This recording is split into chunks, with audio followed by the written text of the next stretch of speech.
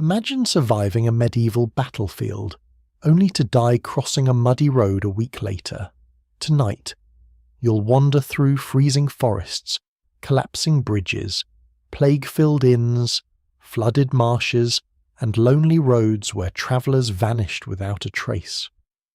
In the medieval world, war was dangerous, but travel was often worse. So before we begin tonight's journey, take a moment to like the video and subscribe to the channel if you enjoy these immersive medieval stories, and let me know in the comments where you're watching from and what time it is there right now. Now, dim the lights and step carefully onto the road. Hey guys!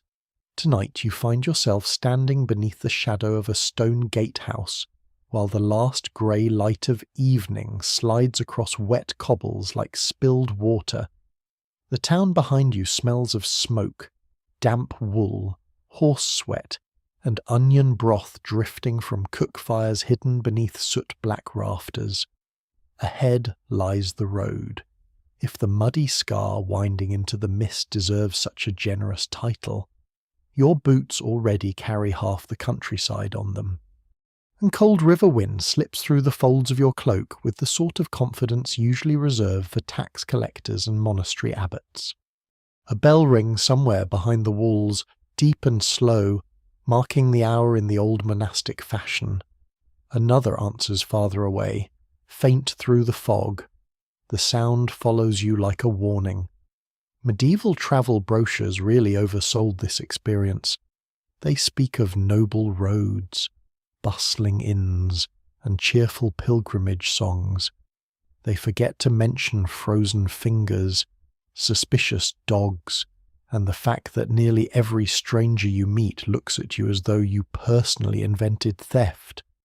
And honestly, you probably would not last a week out here. So, before you get comfortable, take a moment to like the video and subscribe, but only if you genuinely enjoy what I do here. And while you settle in tonight, feel free to comment with your location and local time. Somewhere out there, another listener may also be sitting beside rain against a window, imagining muddy roads and distant bells. Now, dim the lights. Maybe turn on a fan for that soft background hum, and let's ease into tonight's journey together. The guards at the gate barely glance at you as you leave the town. One sits on a stool sharpening a knife against a whetstone, while the other warms his hands above a brazier that gives off more smoke than heat. They have the exhausted look of men who have watched too many travellers disappear into darkness, and not enough return. You step beyond the protection of the walls, and immediately the world changes. Inside the town there had been torchlight, noise, dogs barking behind oak doors, the smell of fresh bread cooling on shutters. Outside there is only the sucking sound of mud beneath your boots and the pale stretch of road fading into open country. The fields around you lie brown and damp beneath winter mist.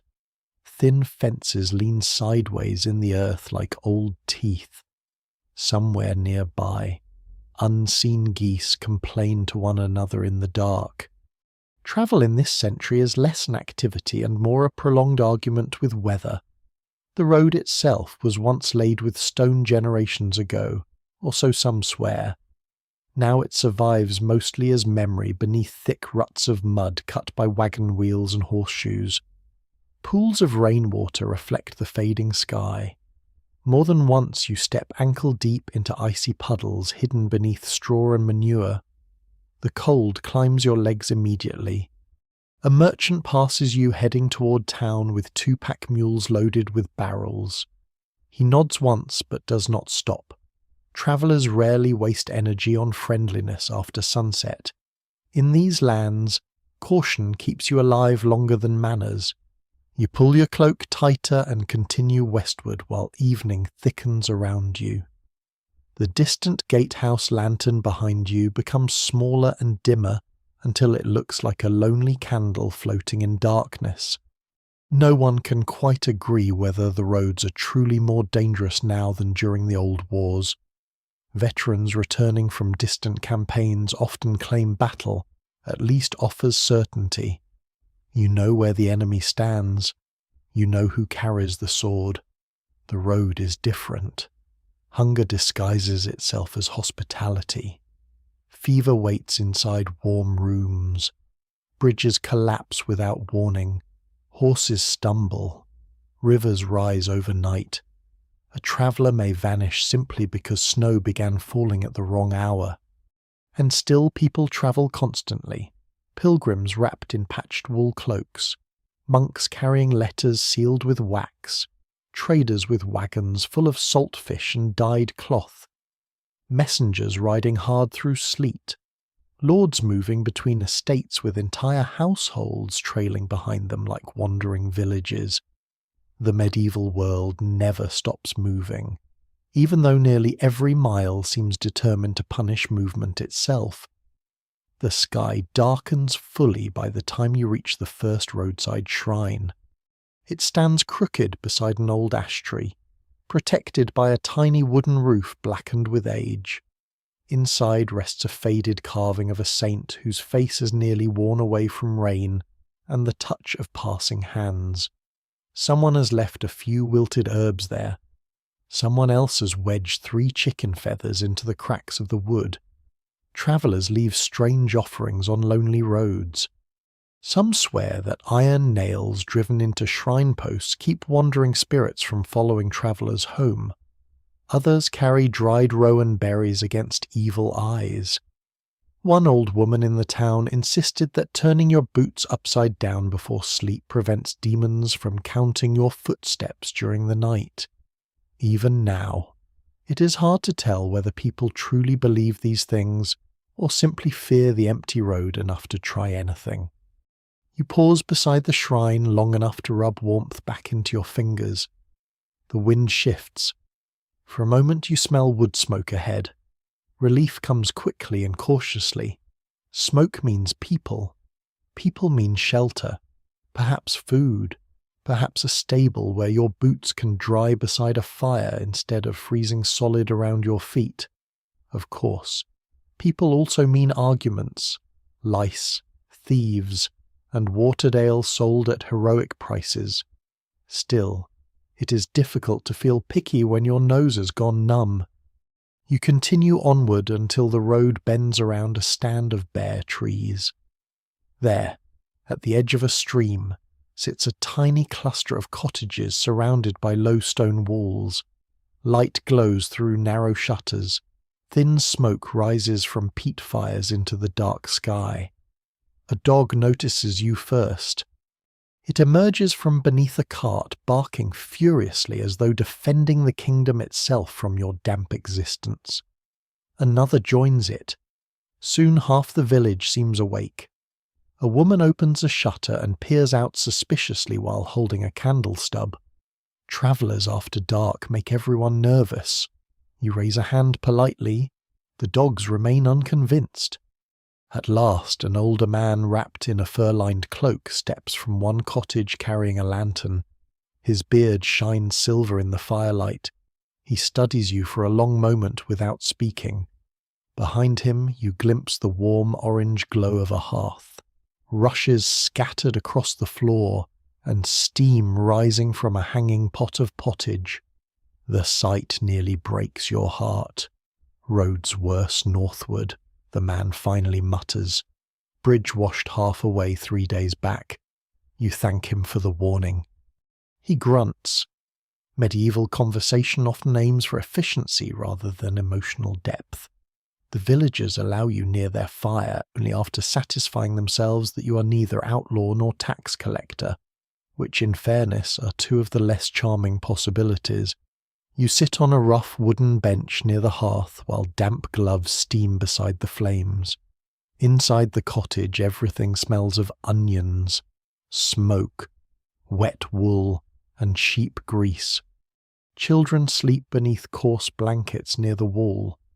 A woman stirs thick oat pottage with a wooden spoon polished smooth from years of use. Iron hooks hang above the hearth holding pots blackened by soot. Beeswax candles are far too expensive for ordinary villagers. so the room relies mostly on firelight and small tallow dips that smell faintly of burnt fat. The warmth reaches your bones slowly. Outside, wind rattles the shutters. The old man tells you another traveller disappeared along the western road before the first snowfall. Some blame robbers hiding near the forest track. Others insist the man drowned crossing the river in darkness. Those who tell the tale never fully agree. In medieval life, uncertainty settles over everything like smoke beneath rafters. You eat pottage from a shared wooden bowl with a piece of coarse bread hard enough to repair castle walls. Honestly, after a day on the road, it tastes magnificent. And while the fire crackles low and monastery bells ring faintly across distant hills, you begin to understand why so many soldiers once claimed the battlefield felt safer than travel. At least in war, someone eventually tells you where the danger is waiting. Out here, the danger simply waits everywhere.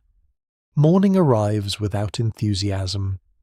You wake on a heap of straw near the cottage hearth while pale dawn light leaks through narrow shutters and smoke drifts lazily beneath the rafters. Every joint in your body feels carefully rearranged by the floor during the night. Somewhere nearby, a rooster announces the sunrise with the confidence of a king addressing loyal subjects, though from the sound of him, he is standing ankle-deep in mud beside a broken bucket. The fire has collapsed into glowing embers. The room smells of damp wool, cold ashes, and yesterday's pottage. One of the children sleeps with a dog curled against his feet, both snoring softly beneath patched blankets. Outside, wind taps bare branches against the walls. The old man who allowed you shelter already sits awake on a stool repairing harness straps by candlelight. Medieval villagers rise early partly from discipline and partly because candles cost money. Sleeping after dawn is difficult when daylight itself feels like an unpaid employee waiting outside the door. He hands you a rough piece of bread without ceremony. You thank him, and he shrugs as though kindness is merely another chore like splitting wood or scraping mud from boots. Roads deep today, he says. Heavy wagons passed before dawn. That proves true almost immediately.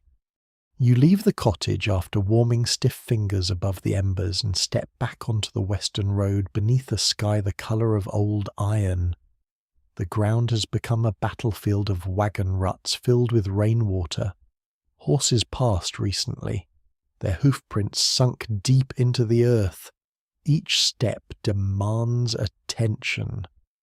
Mud clings to your boots with astonishing dedication, as though personally offended by your attempt to escape it. Travellers in later centuries will complain about poor roads while bouncing comfortably inside carriages. Medieval roads, however, possess a kind of hostile imagination. You trudge onward through open farmland where frost still clings to dead grass in silver patches. Thin smoke rises from distant cottages. Here and there peasants already work despite the cold, guiding oxen through wet fields or carrying buckets from wells. Most glance up briefly as you pass, then return to their labour. Strangers mean news, trouble, taxes, or disease. Sometimes all four at once. Near midday you overtake a cart stuck sideways in a flooded rut. The driver, a broad man with a red nose and a beard full of rainwater, stands knee-deep in mud beside one exhausted horse. Barrels tied beneath a canvas sheet lean dangerously to one side. One wheel has sunk nearly to the axle. He notices you watching and sighs with the deep spiritual exhaustion known only to medieval wagon drivers. Road was built by devils, he mutters. You cannot argue with that. Together you strain against the cart while the horse pulls weakly forward. Mud sucks at your boots with wet, slurping noises unpleasantly close to human chewing. Your hands slip against soaked wood. The wheel rises half an inch, sinks again, then finally lurches free with a splash that coats both of you from knees to chest. The merchant closes his eyes for a long moment. "Could have joined a monastery," he says quietly. "Could have copied holy books in warmth all day. But no, I chose salted herring and wheel repairs. A reasonable tragedy." He rewards your help with a strip of smoked fish hard enough to qualify as building material and a swallow of weak ale from a leather flask. The ale tastes faintly of oak smoke and regret. As you walk together a while, he explains that merchants rarely travel alone if they can avoid it. Roads invite misfortune too eagerly. Wheels crack. Horses throw shoes. River ferrymen demand outrageous tolls. Sometimes local lords invent entirely new taxes simply because traveller appear too tired to argue. The merchant points ahead toward a line of leaning stones beside the road. "Toll markers," he says. "Old Count put those there years ago. Claimed travellers wore out his roads." You glance at the miserable track beneath your boots and wonder privately what condition the road started in. At the marker stones sits a tiny shelter made of warped timber and moss-covered shingles. A sleepy official wrapped in furs occupies a stool beside it, clutching a wax tablet and looking profoundly disappointed by existence. He raises a hand as you approach. "Toll, of course."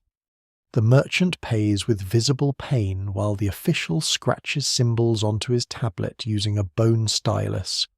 You offer a small coin yourself. The man bites it suspiciously before dropping it into a wooden chest beside him. No one trusts anyone on medieval roads. Even coins require personal references. As you continue onward, light rain begins to fall again. Not dramatic rain. Medieval weather rarely wastes energy on drama.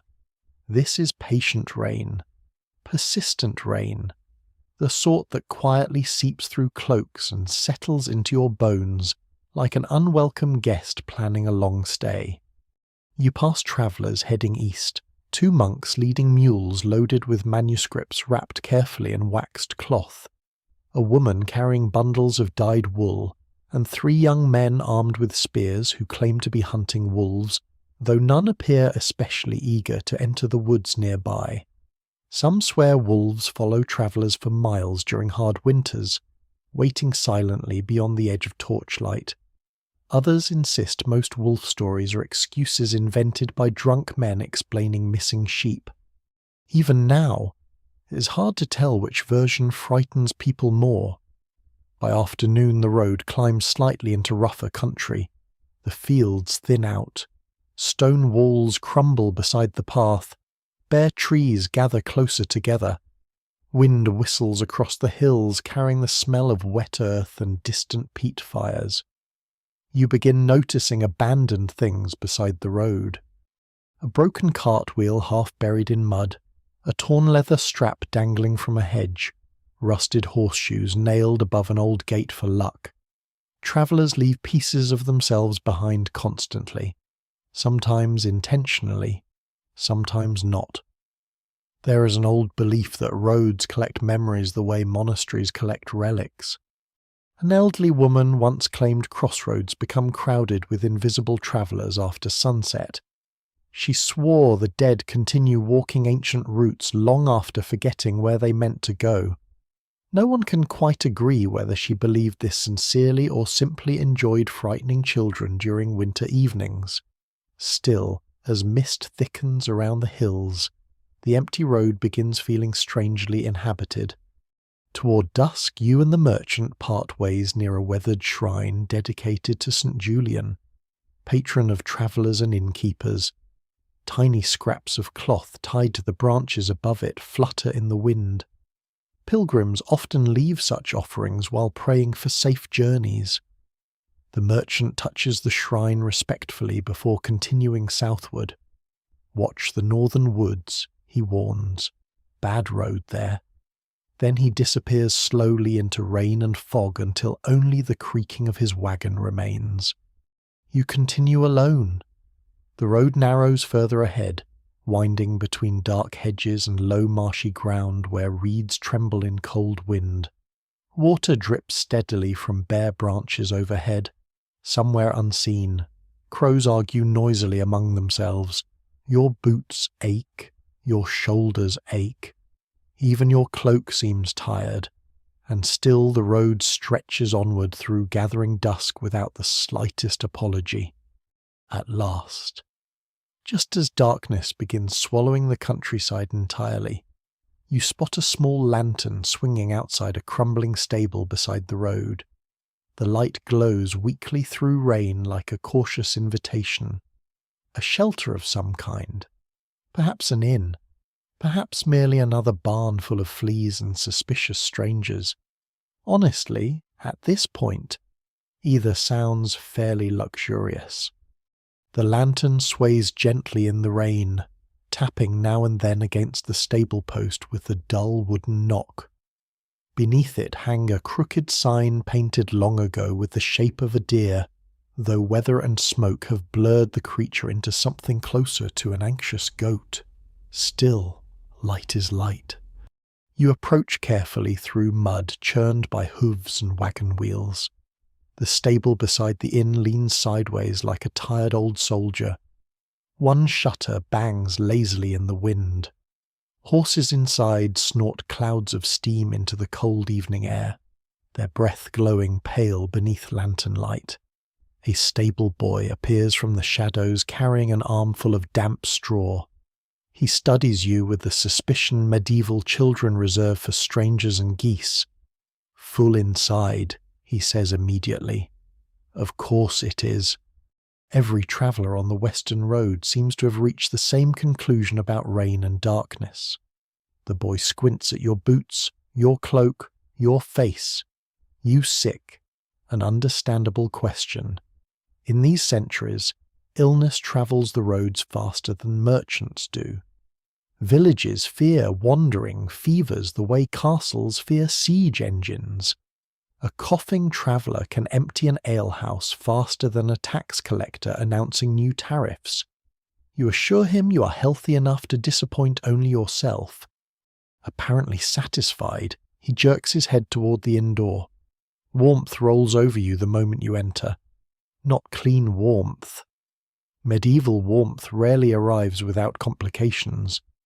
The common room smells of wet wool, wood smoke, onions, damp leather, old ale, and humanity packed together too closely for too long.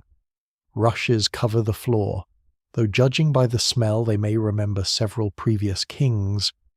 A fire crackles at the centre hearth while smoke drifts upward into rafters blackened by generations of soot. Benches crowd the room. Traveller sits shoulder to shoulder beneath hanging herbs and iron hooks. Some eat thick stew from wooden bowls. Others sleep sitting upright against walls. One man trims his beard with a knife using a polished spoon as a mirror, which feels optimistic in this lighting. You find a narrow patch of bench near the hearth.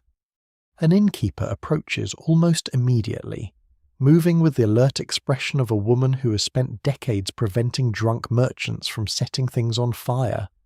"Food costs extra," she says before you even speak. Naturally. You pay for a bowl of pottage and a place on the floor near the wall. Private rooms exist mostly for nobles, wealthy traders, or people secretly transporting relics of questionable authenticity. The pottage arrives steaming hot and surprisingly edible. Barley, onions, bits of turnip, and perhaps traces of salted pork if imagination assists generously enough. After 2 days on the road, it tastes magnificent. Nearby, a pair of pilgrims warm their feet beside the fire. Their cloaks bear small pewter badges shaped like scallop shells and saints' heads. Pilgrim badges serve partly as proof of devotion and partly as medieval souvenirs. Travellers pin them proudly to hats and cloaks after visiting holy shrines, though some clever thieves simply buy fake ones in market towns. One of the pilgrims notices you watching. "Road north closed last month," he says quietly. Bridge failed near the marsh. His companion snorts. Bridge didn't fail. Bandits cut the supports. No one can prove that. No one can prove monks aren't secretly fish either, but I still doubt it. A fair point. Arguments drift constantly through medieval inns, about roads, about weather, about saints, about whether garlic cures fever or merely punishes nearby friends. People travel slowly enough that conversation becomes one of the few entertainments available. At the far side of the room sits a thin man wrapped in an expensive cloak lined with fur. A silver ring flashes on his hand when he lifts his cup. Unlike most travellers, he keeps glancing toward the door rather than the fire, waiting for someone, perhaps, or fearing someone. It becomes difficult to tell the difference on the road. Rain drums steadily against the roof while darkness deepens outside. Wind slips through gaps in the walls, carrying the smell of wet earth and horse dung from the stable yard. You settle closer to the hearth, grateful for heat creeping slowly back into your hands. An old woman near the fire begins muttering charms under her breath while tying little knots into a strip of cloth. Some swear knot charms protect travellers from thieves. Others insist they prevent nightmares in unfamiliar beds. Even now, it is hard to tell whether such customs survive through belief or simply because frightened people enjoy having something to hold on to.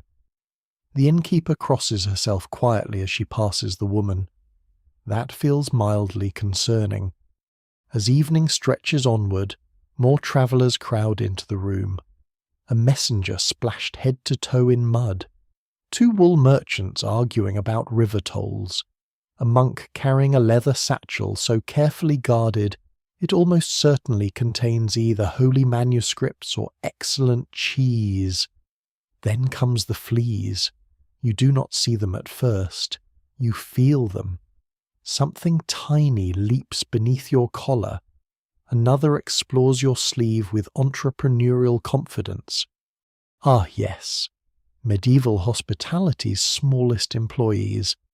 The pilgrims scratch absent-mindedly while continuing their argument about bridge collapses.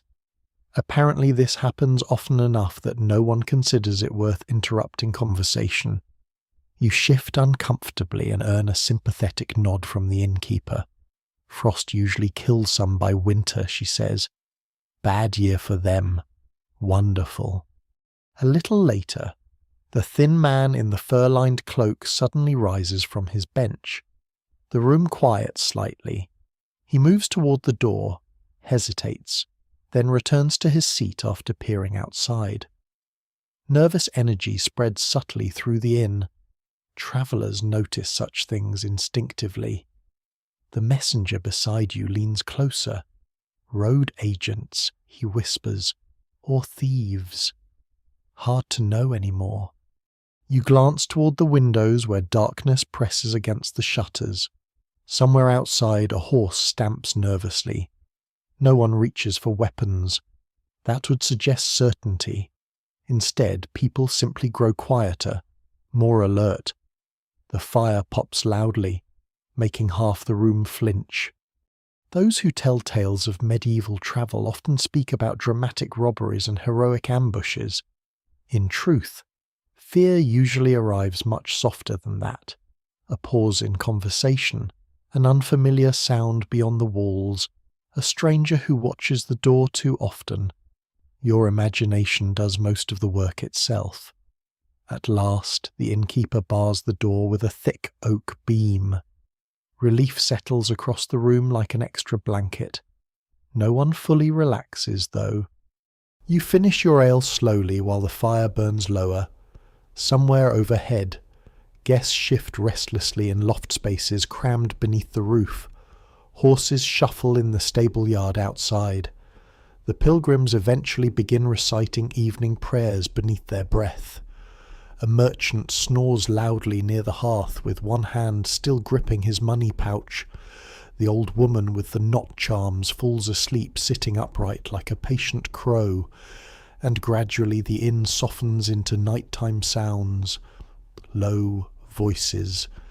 Crackling wood, wind against shutters, rain dripping steadily from roof edges.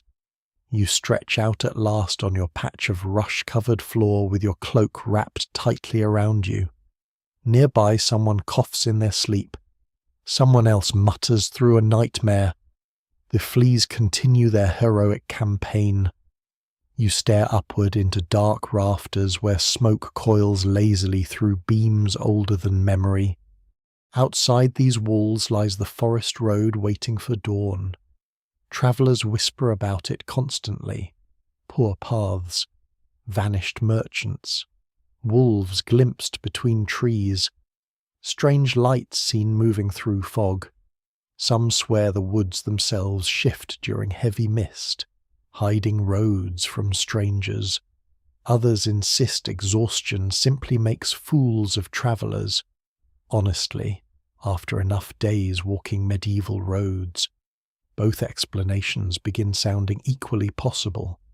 The fire dims lower, rain softens, and somewhere beyond the inn walls, far across the unseen countryside, monastery bells ring faintly through the dark. You wake before dawn because someone steps on your hand. The offender mutters an apology that sounds only partially sincere before stumbling toward the door with the stiff-legged urgency of a man answering nature's call after too much ale. Around you the inn remains dim and crowded beneath drifting smoke. Embers glow red in the hearth like sleepy watchful eyes. A few travellers already stir beneath blankets and cloaks. Medieval inns operate according to the laws of discomfort. Once one person wakes, everyone else gradually follows like reluctant sheep. You sit up slowly, brushing stray rushes from your sleeves while your back complains in several languages. The fleas, remarkably, seem refreshed. Outside the shutters the world remains blue-grey with pre-dawn mist. Rain stopped sometime during the night, leaving only the soft dripping of water from roof edges and bare branches. Somewhere in the stable yard a horse stamps impatiently against frozen mud. The innkeeper moves quietly among sleeping forms relighting candles with the taper. Beeswax is reserved for churches and wealthy households, so these are common tallow candles, smoky and uneven, giving off the faint smell of burnt fat. Their weak yellow light flickers across tired faces and damp cloaks hanging from pegs. A pot of oat porridge simmers over the hearth. Breakfast in most medieval journeys exists less to inspire joy and more to delay collapse. You warm stiff fingers around a wooden cup of weak ale while the inn slowly comes alive around you. The pilgrims from last night prepare to leave first. One adjusts the small pewter badge pinned to his hat, while the other rubs lamb fat onto cracked boots to keep water out. Forest roads quieter before sunrise, one says. Also colder, the other replies. Neither sounds pleased about this arrangement. You finish your porridge and step outside into the sharp morning air. Frost glitters across wagon ruts. Mist hangs low above nearby fields and marshes, turning fences and trees into pale, ghostly shapes. The stable boy from last night emerges carrying a bucket. Road bends north after the old mill, he tells you. Stay left at the fork. Then, after a pause, don't follow lanterns if you see them in the trees. You blink at him. What lanterns? He shrugs immediately, clearly regretting speaking at all. Just don't. Excellent. You leave the inn as dawn slowly spreads across the countryside. The road narrows steadily beyond the village, passing abandoned fields choked with winter weeds. Bare branches arch overhead. The farther you walk, the quieter the world becomes. Soon even the sounds of farms disappear. The forest waits ahead like a dark wall. Tall oaks and ash trees rise from the mist with trunks blackened by rain. Moss creeps over stones beside the path. The road entering the woods looks less like a road, and more like a suggestion made long ago and mostly ignored since. You hesitate briefly beneath the first branches. Forests in the medieval imagination are never merely forests. They are places where laws weaken, roads vanish, wolves watch unseen, saints are tested, travellers disappear. Some swear ancient spirits still linger beneath certain trees. Others insist hermits and outlaws simply encourage such stories to keep curious people away. Even now, no one fully trusts deep woods after dark. You continue inward anyway because the road west offers little alternative. The air changes beneath the canopy. Colder. Still, the smell of wet leaves and damp earth replaces smoke and farmland. Your boots crunch softly over old twigs hidden beneath mud. Somewhere high above, unseen crows complain to one another through the branches. For a long while you meet no one. That becomes its own kind of discomfort. Medieval roads rarely stay empty for long near towns. A completely silent road feels unnatural, as though the world itself is holding its breath. You pass a roadside cross half swallowed by ivy. Little scraps of cloth flutter from its arms. Travellers tie offerings there for protection before entering the deeper forest. Someone recently left a crust of bread beneath it. Possibly for spirits, possibly for birds, possibly both. Near midday you hear hoofbeats approaching behind you. Relief arrives instantly. Then caution follows immediately after. A lone rider appears through the mist wearing a faded green cloak and carrying a spear across his saddle. His horse looks exhausted, foam dried white along its neck. He slows as he reaches you. "Road ahead flooded?" he asks. You tell him you do not know. He studies the woods around you before leaning slightly closer. "Keep moving before dusk," he says quietly. 3 merchants vanished here last month." And with that deeply reassuring message, he rides onward into the mist. Travel on medieval roads depends heavily upon fragments of rumour passed between strangers. No maps explain where bridges collapsed last winter. No official notices warn travellers about thieves or washed-out roads. Information travels mouth to mouth beside fires and tavern benches, and information grows stranger with every mile. By afternoon the forest thickens. Roots twist across the path like sleeping snakes. Pools of stagnant water reflect pale strips of sky through the branches overhead. Twice you lose sight of the road entirely and must search for wagon tracks in the mud. At one narrow stretch you discover an abandoned cart tipped sideways into a ditch. One wheel shattered. Canvas torn. No horse. No driver. The sight halts you completely. Rainwater has collected inside the cart bed alongside a scattering of spoiled onions and mouldy turnips. A child's wooden shoe lies half buried nearby. No one can quite agree whether abandoned wagons frighten travellers because of what happened or because of what failed to happen afterward. No bodies, no answers, only silence. You move on faster after that. The woods begin playing tricks as daylight fades. Shapes shift between trees. Wind sounds briefly like voices. Once you mistake a twisted stump for a kneeling man. Another time you nearly step off the road while staring too long at movement deep among the branches that turns out to be nothing more dangerous than deer. Exhaustion changes the world. Some swear travellers who spend too long on lonely roads begin hearing phantom bells in forests where no monastery stands. Others claim wandering spirits mimic familiar sounds to lure people from safe paths. Honestly, by this point you would believe almost anything involving bells. Late in the day you finally hear real human noise again. Axes, voices, the steady crack of wood splitting. Relief floods through you as the trees thin slightly ahead, revealing a small woodland camp where charcoal burners work among smoking pits and stacked timber. Their faces appear blackened with soot beneath wool hoods. Smoke drifts low through the trees, carrying the bitter scent of burned oak. One of the workers waves as you approach.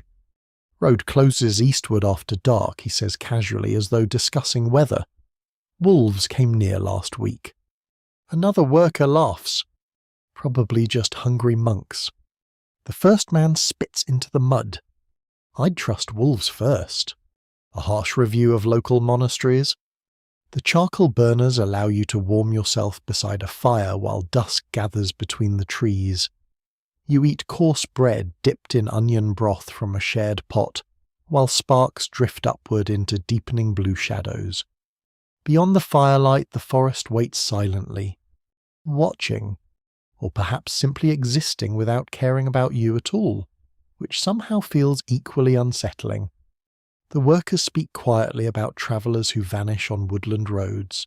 Some blame thieves, others blame marsh fever, cold, or simple bad luck.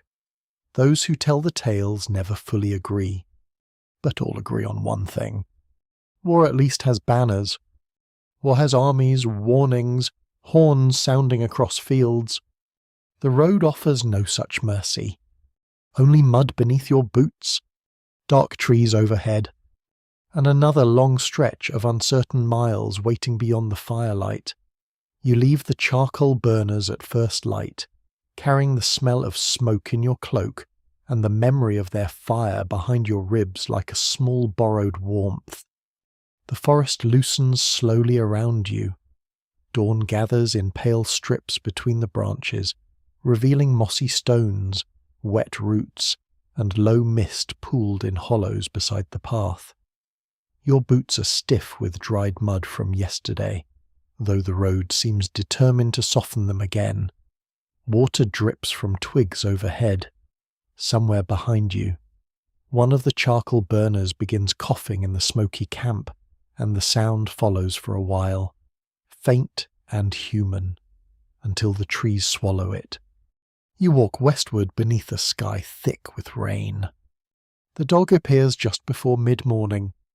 At first you think it belongs to a farm hidden somewhere beyond the trees. It is a lean brown creature with one torn ear and the cautious dignity of an animal who has survived poor decisions made by humans. It trots behind you at a distance, stopping whenever you stop, pretending great interest in puddles whenever you turn around. "You're not coming with me, you tell it." The dog sneezes.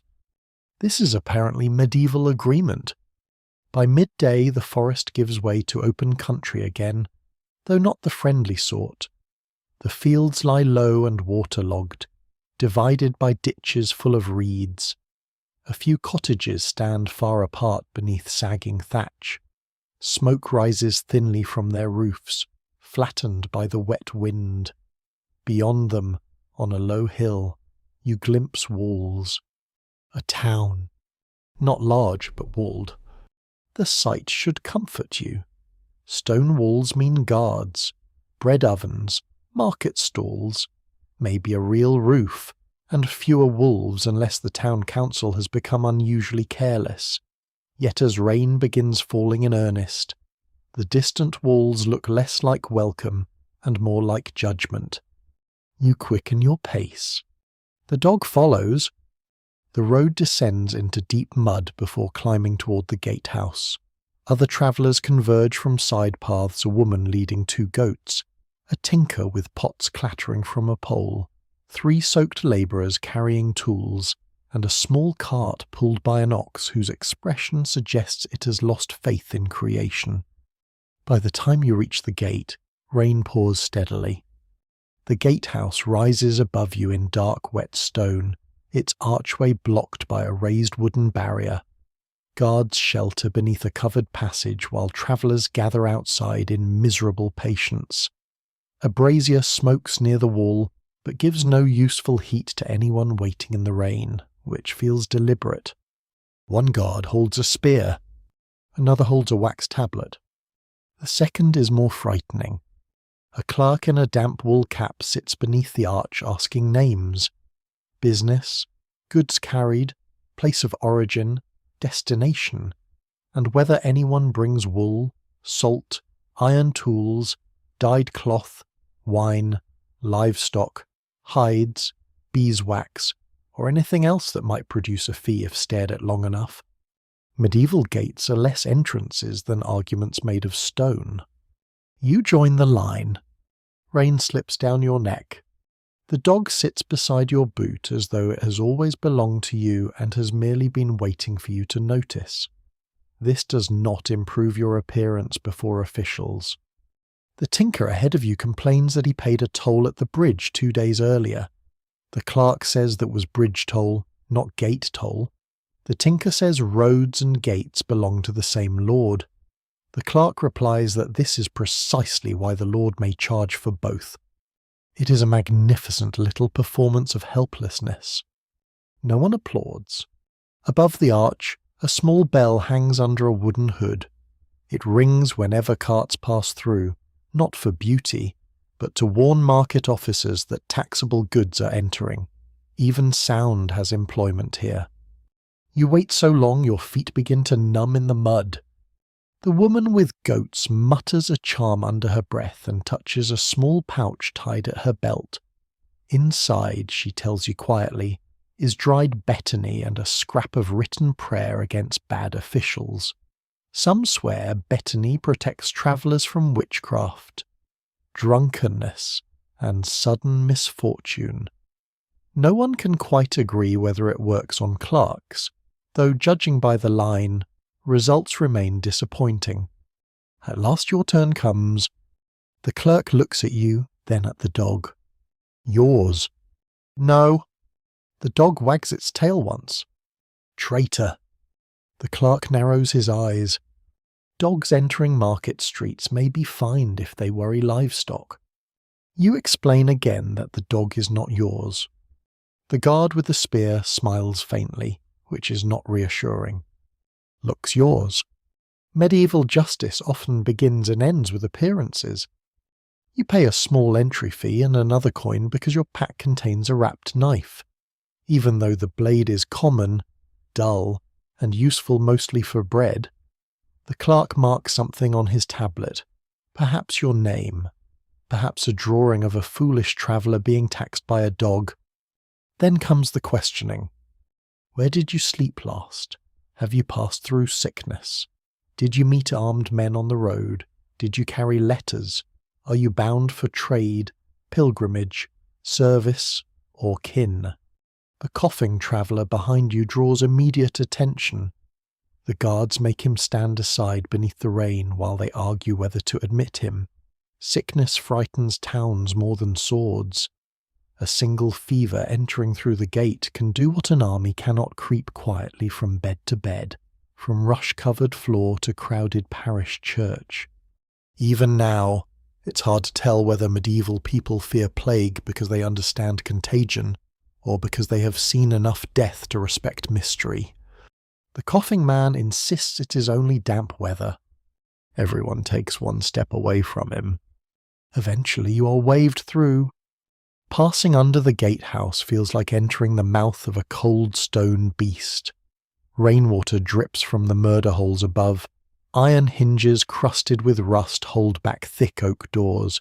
The passage smells of wet stone, old straw, horse dung and smoke from the guard's brazier. Inside the walls, the town closes around you in narrow streets. Shops lean over the road from both sides. Gutters run with rainwater and things best not examined closely. A baker shoves flat loaves into an oven with a wooden peel. A woman scatters fresh rushes across a threshold to cover yesterday's filth. Somewhere a blacksmith's hammer rings steadily, sharp and bright beneath the rain. You should feel safe. Instead you feel watched.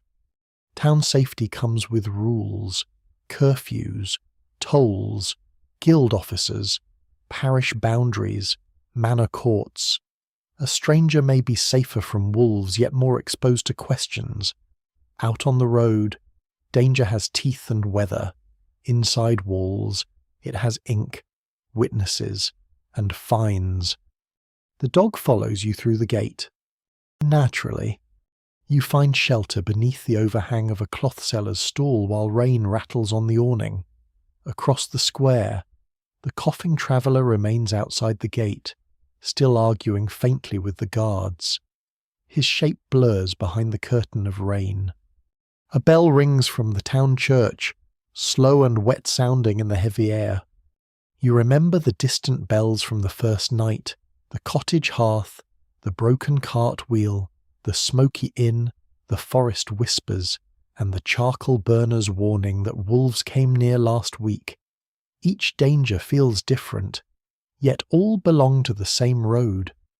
You've crossed only a handful of miles. Already the journey feels older than you. As dusk gathers over the town roofs, the gate behind you shuts with a deep wooden thud. Those outside must find shelter elsewhere. Those inside must answer to the town. And you stand between rain, stone, smoke, and candlelight, understanding that a locked gate can feel like rescue and prison at once.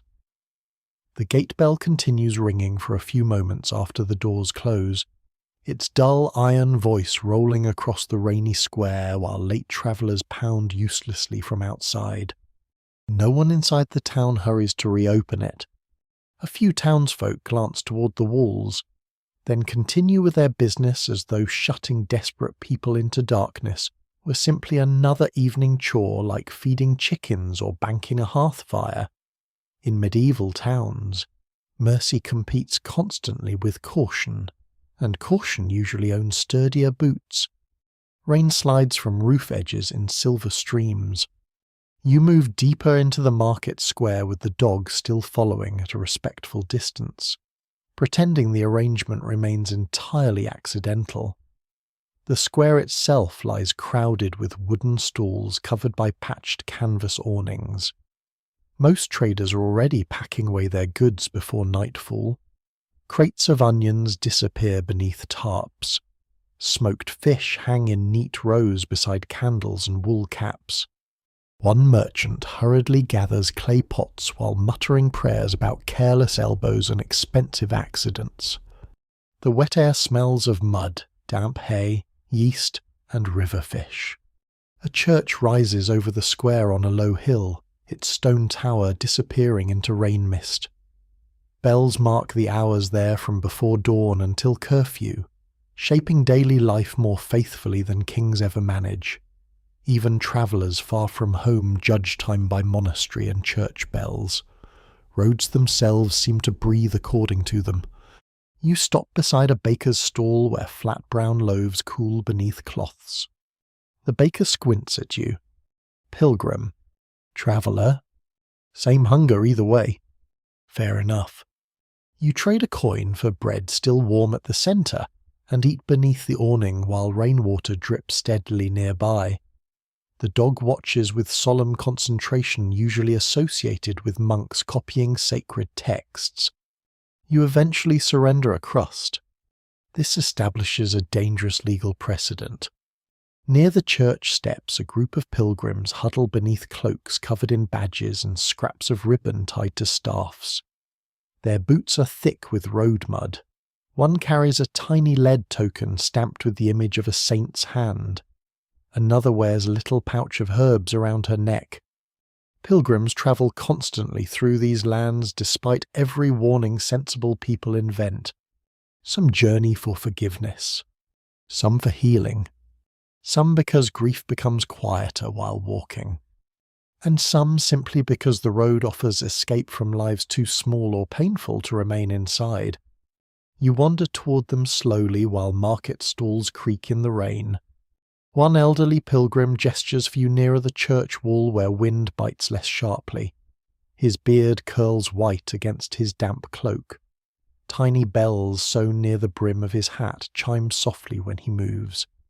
Road west still open, he asks. So far? He nods thoughtfully. We heard different. Of course they did. Road rumours spread faster than truth and survive far longer. The pilgrims explain they travel toward a distant abbey said to house the finger bone of a saint who cured blindness, fever, and possibly bad harvests depending on which monk tells the story. No one can quite agree whether the relic is genuine. Those who guard it claim miracles occur yearly. Skeptics note the saint appears to possess an improbable number of finger bones scattered across Europe. Still, pilgrims keep coming. Faith and hope travel stubbornly even on terrible roads. One woman unwraps a little cloth bundle containing dried rosemary and rue. "For sickness," she says. Another pilgrim immediately shakes his head. Garlic works better. A third insists neither matters unless blessed first beside running water during sunrise. Medieval medicine often resembles an argument between herbs, prayer, and optimism. Rain intensifies while evening darkens around the square. Lanterns appear one by one beneath shop awnings. Their glow reflects off puddles and wet cobbles in trembling gold streaks. Then the shouting begins near the gate. Heads turn instantly. 2 guards drag the coughing traveller from earlier beneath the gate arch while several townsfolk back away nervously. Even at this distance you hear the man protesting hoarsely that he merely caught cold on the road. No one wishes to test the theory. The guards argue with a physician summoned from somewhere nearby, a thin man wearing a fur collar and carrying a leather satchel heavy with little jars, folded cloths, and sharp-smelling herbs. A chain of dried roots hangs from his belt beside small brass instruments. He approaches the traveller carefully. Too carefully. The market square quiets. Even the baker pauses his work.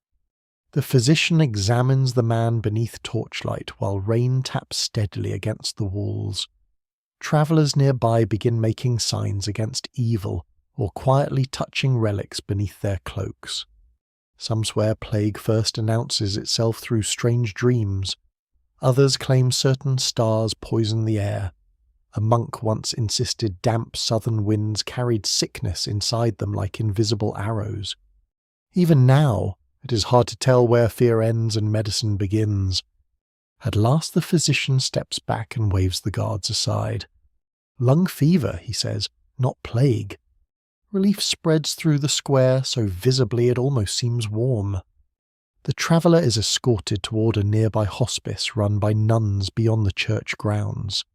Such places shelter the sick, elderly, poor, and exhausted travellers when they can. Medieval hospitality survives mostly because everyone understands how easily fortune changes on the road. One broken wheel, one fever, one flooded river, and suddenly anyone may require strangers' kindness. The pilgrims beside you murmur prayers for the coughing man while bells ring again overhead. Curfew approaches. Shutters close across the square. Oak doors slam shut one by one. A watchman carrying a lantern and iron-tipped staff begins walking the streets calling warnings into the rain. Fires banked, doors barred. The town contracts inward for the night like a creature curling against cold. You follow the pilgrims toward a church guest house attached to the far side of the parish yard.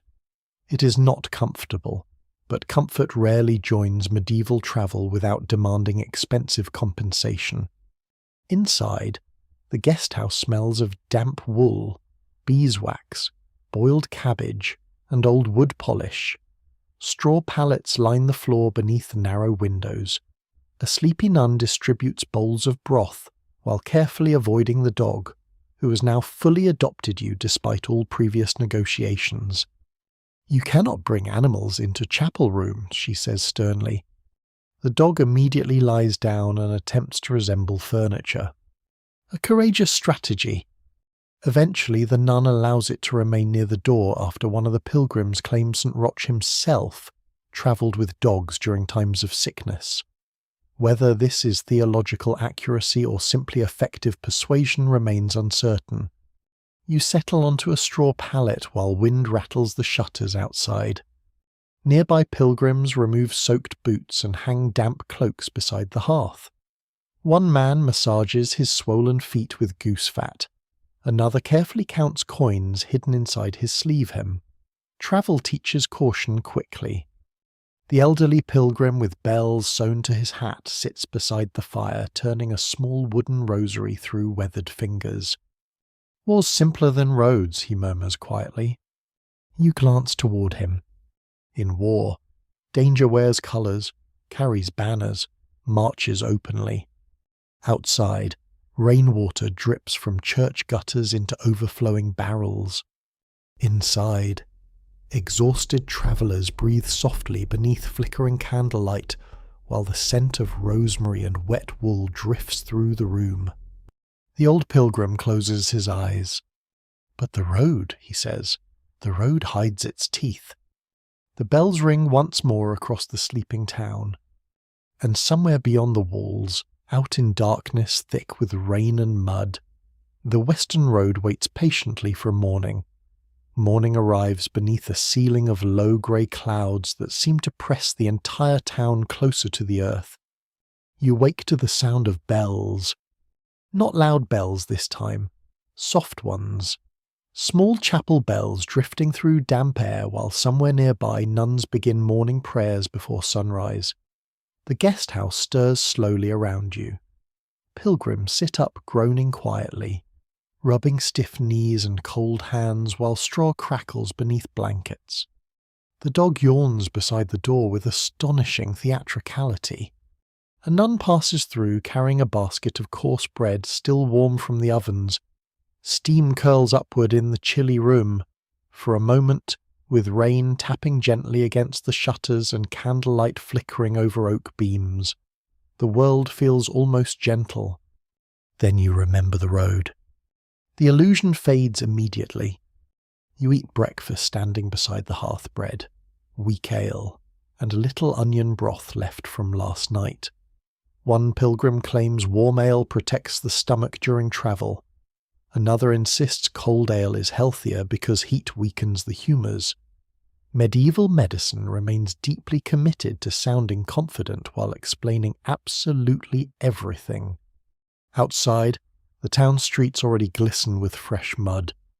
You leave through the western gate shortly after dawn along with a loose stream of travellers heading toward the river crossing. Merchants drive wagons piled with wool bales beneath dripping canvas. Pilgrims clutch staffs and prayer beads. 2 armed men escort a mule train carrying barrels of lamp oil. Everyone moves with the same quiet urgency. Roads are safest when shared. The guards at the gate barely glance at you this morning. One scratches his beard while another argues with a fish seller over toll exemptions. Bureaucracy never sleeps, though it occasionally limps. Beyond the walls, the countryside opens wide beneath misty rain. Fields stretch outward in dull winter colours, brown stubble, pale grass, dark furrows filled with water. Crows hop along fences searching for anything edible or recently deceased. The road slopes gradually downhill toward the river valley, where faint silver water glimmers through fog. The pilgrims from the guest house travel near you for a while. The elderly man with little bells sewn onto his hat walks slowly but steadily despite the mud. His staff taps rhythmically against stones hidden beneath the road. Bridge ahead charges too much, he mutters. Then why not use the ferry, asks another pilgrim. Because ferrymen charge even more. A useful summary of medieval transportation. By late morning the road grows crowded. Travellers bunch together as the valley narrows between steep wet hills. Wagons creak loudly over stones. Horses snort clouds into the cold air. Somewhere ahead, men shout orders above the noise of rushing water. Then you see the bridge, or rather the long, anxious compromise between humanity and river. The structure stretches across dark, swollen water in a mixture of old stone arches and newer wooden repairs. Parts lean visibly sideways. Moss clings thickly to the lower stones. Several planks appear recently replaced, while others look eager to retire from public service entirely. At the near end rises a toll house made of damp timber and stubborn greed. A line of travellers already waits there while officials inspect wagons and collect fees beneath a sagging awning. Nearby stands a tiny roadside chapel containing a painted saint, whose expression suggests he also doubts the bridge. The river below churns fast and brown from recent rains. You hear it long before reaching the crossing fully. Water crashes against bridge supports with steady, violent force. Branches spin downstream in the current. The air smells cold and sharp with river mist. No one crosses casually. Even merchants who spent the entire morning shouting now lower their voices while guiding horses onto the planks. A ferryman stands farther downstream beside two broad boats tied near the muddy bank. He watches the bridge traffic with open professional disappointment. "Bridge safer than ferry?" one pilgrim asks nearby. The ferryman hears immediately. "Depends whether you trust rotten wood or river currents," he calls back cheerfully. "Personally, I trust neither." Comforting. You shuffle slowly forward with the crowd toward the toll house. The dog stays close beside your legs now, perhaps sensing tension, or perhaps merely hoping someone drops food.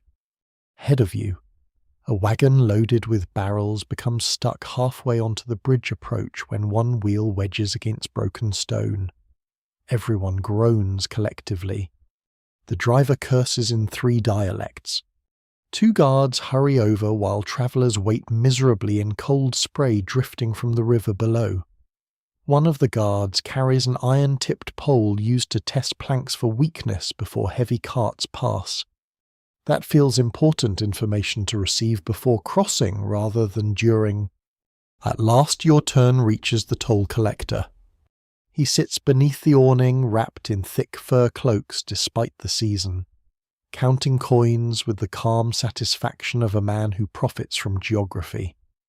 A clerk beside him records payments onto parchment already damp at the edges. "Traveller's fee," the collector says. You pay reluctantly. "Animal fee, too." You stare at the dog. The dog stares nobly into the middle distance, refusing involvement in financial matters. "Naturally, you pay again." The pilgrims grumble loudly about sacred journeys deserving exemption. The collector ignores this with years of practice skill.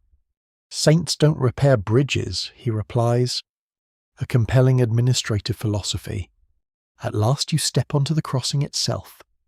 The bridge trembles faintly beneath the weight of wagons, horses, and too many worried people. Water roars beneath the planks. Wind rises sharply over the river, carrying freezing spray against your face. Halfway across you notice gaps where swollen wood no longer fits cleanly together.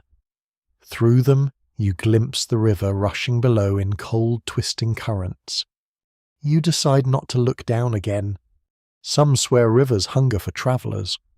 Old stories claim certain crossings demand yearly deaths the way landlords demand taxes. Others insist bridges collapse more often simply because medieval engineers possess optimism far exceeding available materials. Even now, it is hard to tell where superstition ends and observation begins. A mule ahead suddenly panics at the noise of the water.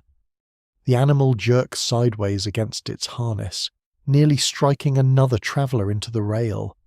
Shouts erupt instantly. The bridge sways alarmingly while men grab ropes and reins. For one terrible moment everyone freezes. The river crashes below. Rain spits across the planks. Then the mule settles again with a miserable snort. Collective breathing resumes. No battle trumpet sounds. No enemy charges from fog. And yet every face crossing that bridge carries more fear than many soldiers show marching toward war. You finally reach the far bank where travellers scatter quickly away from the river as though escaping something alive. The pilgrims stop beside a little shrine built into the bridge wall.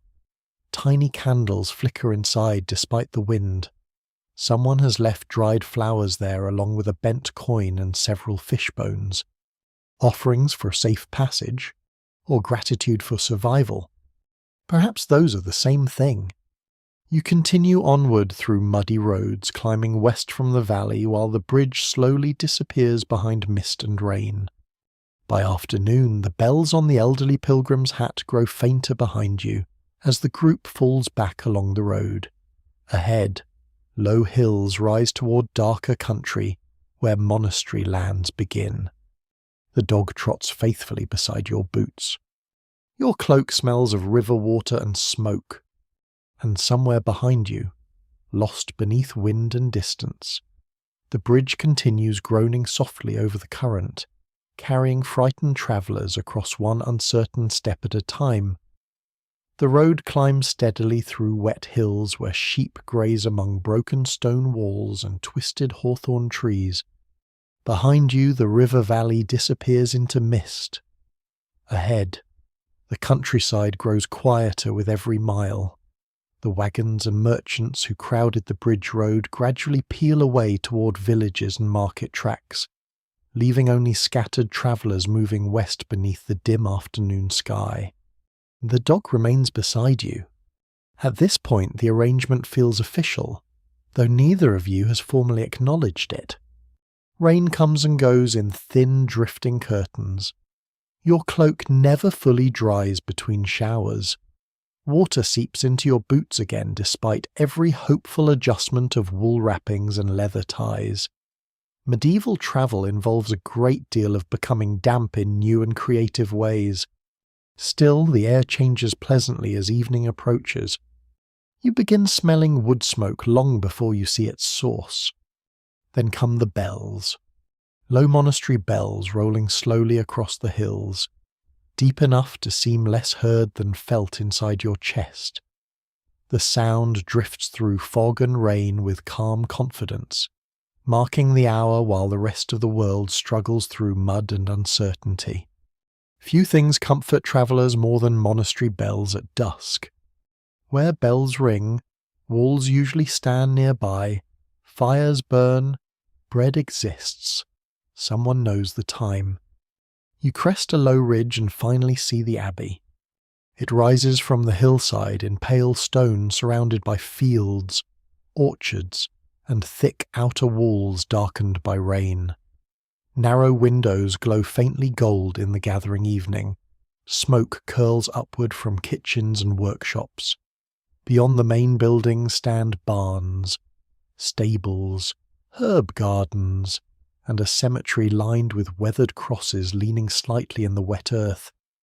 The entire place looks less like a fortress, and more like exhaustion finally deciding to sit down.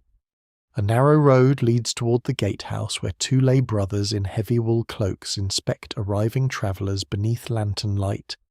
Nearby, carts loaded with turnips and sacks of grain wait to enter before curfew. You join the small queue while the dog shakes rainwater enthusiastically onto your boots. One brother notices immediately. No dogs in the chapel. The dog lowers its head with impressive sorrow. A dangerous manipulator. You explain that it merely followed you from the forest roads. The brother sighs deeply in the manner of a man who has spent years arguing with pilgrims, goats, and theology in equal measure. It sleeps in the stable. The dog, thankfully, accepts this compromise. You pass beneath the abbey gate into a broad courtyard alive with evening activity. Novices hurry between buildings carrying bundles of firewood.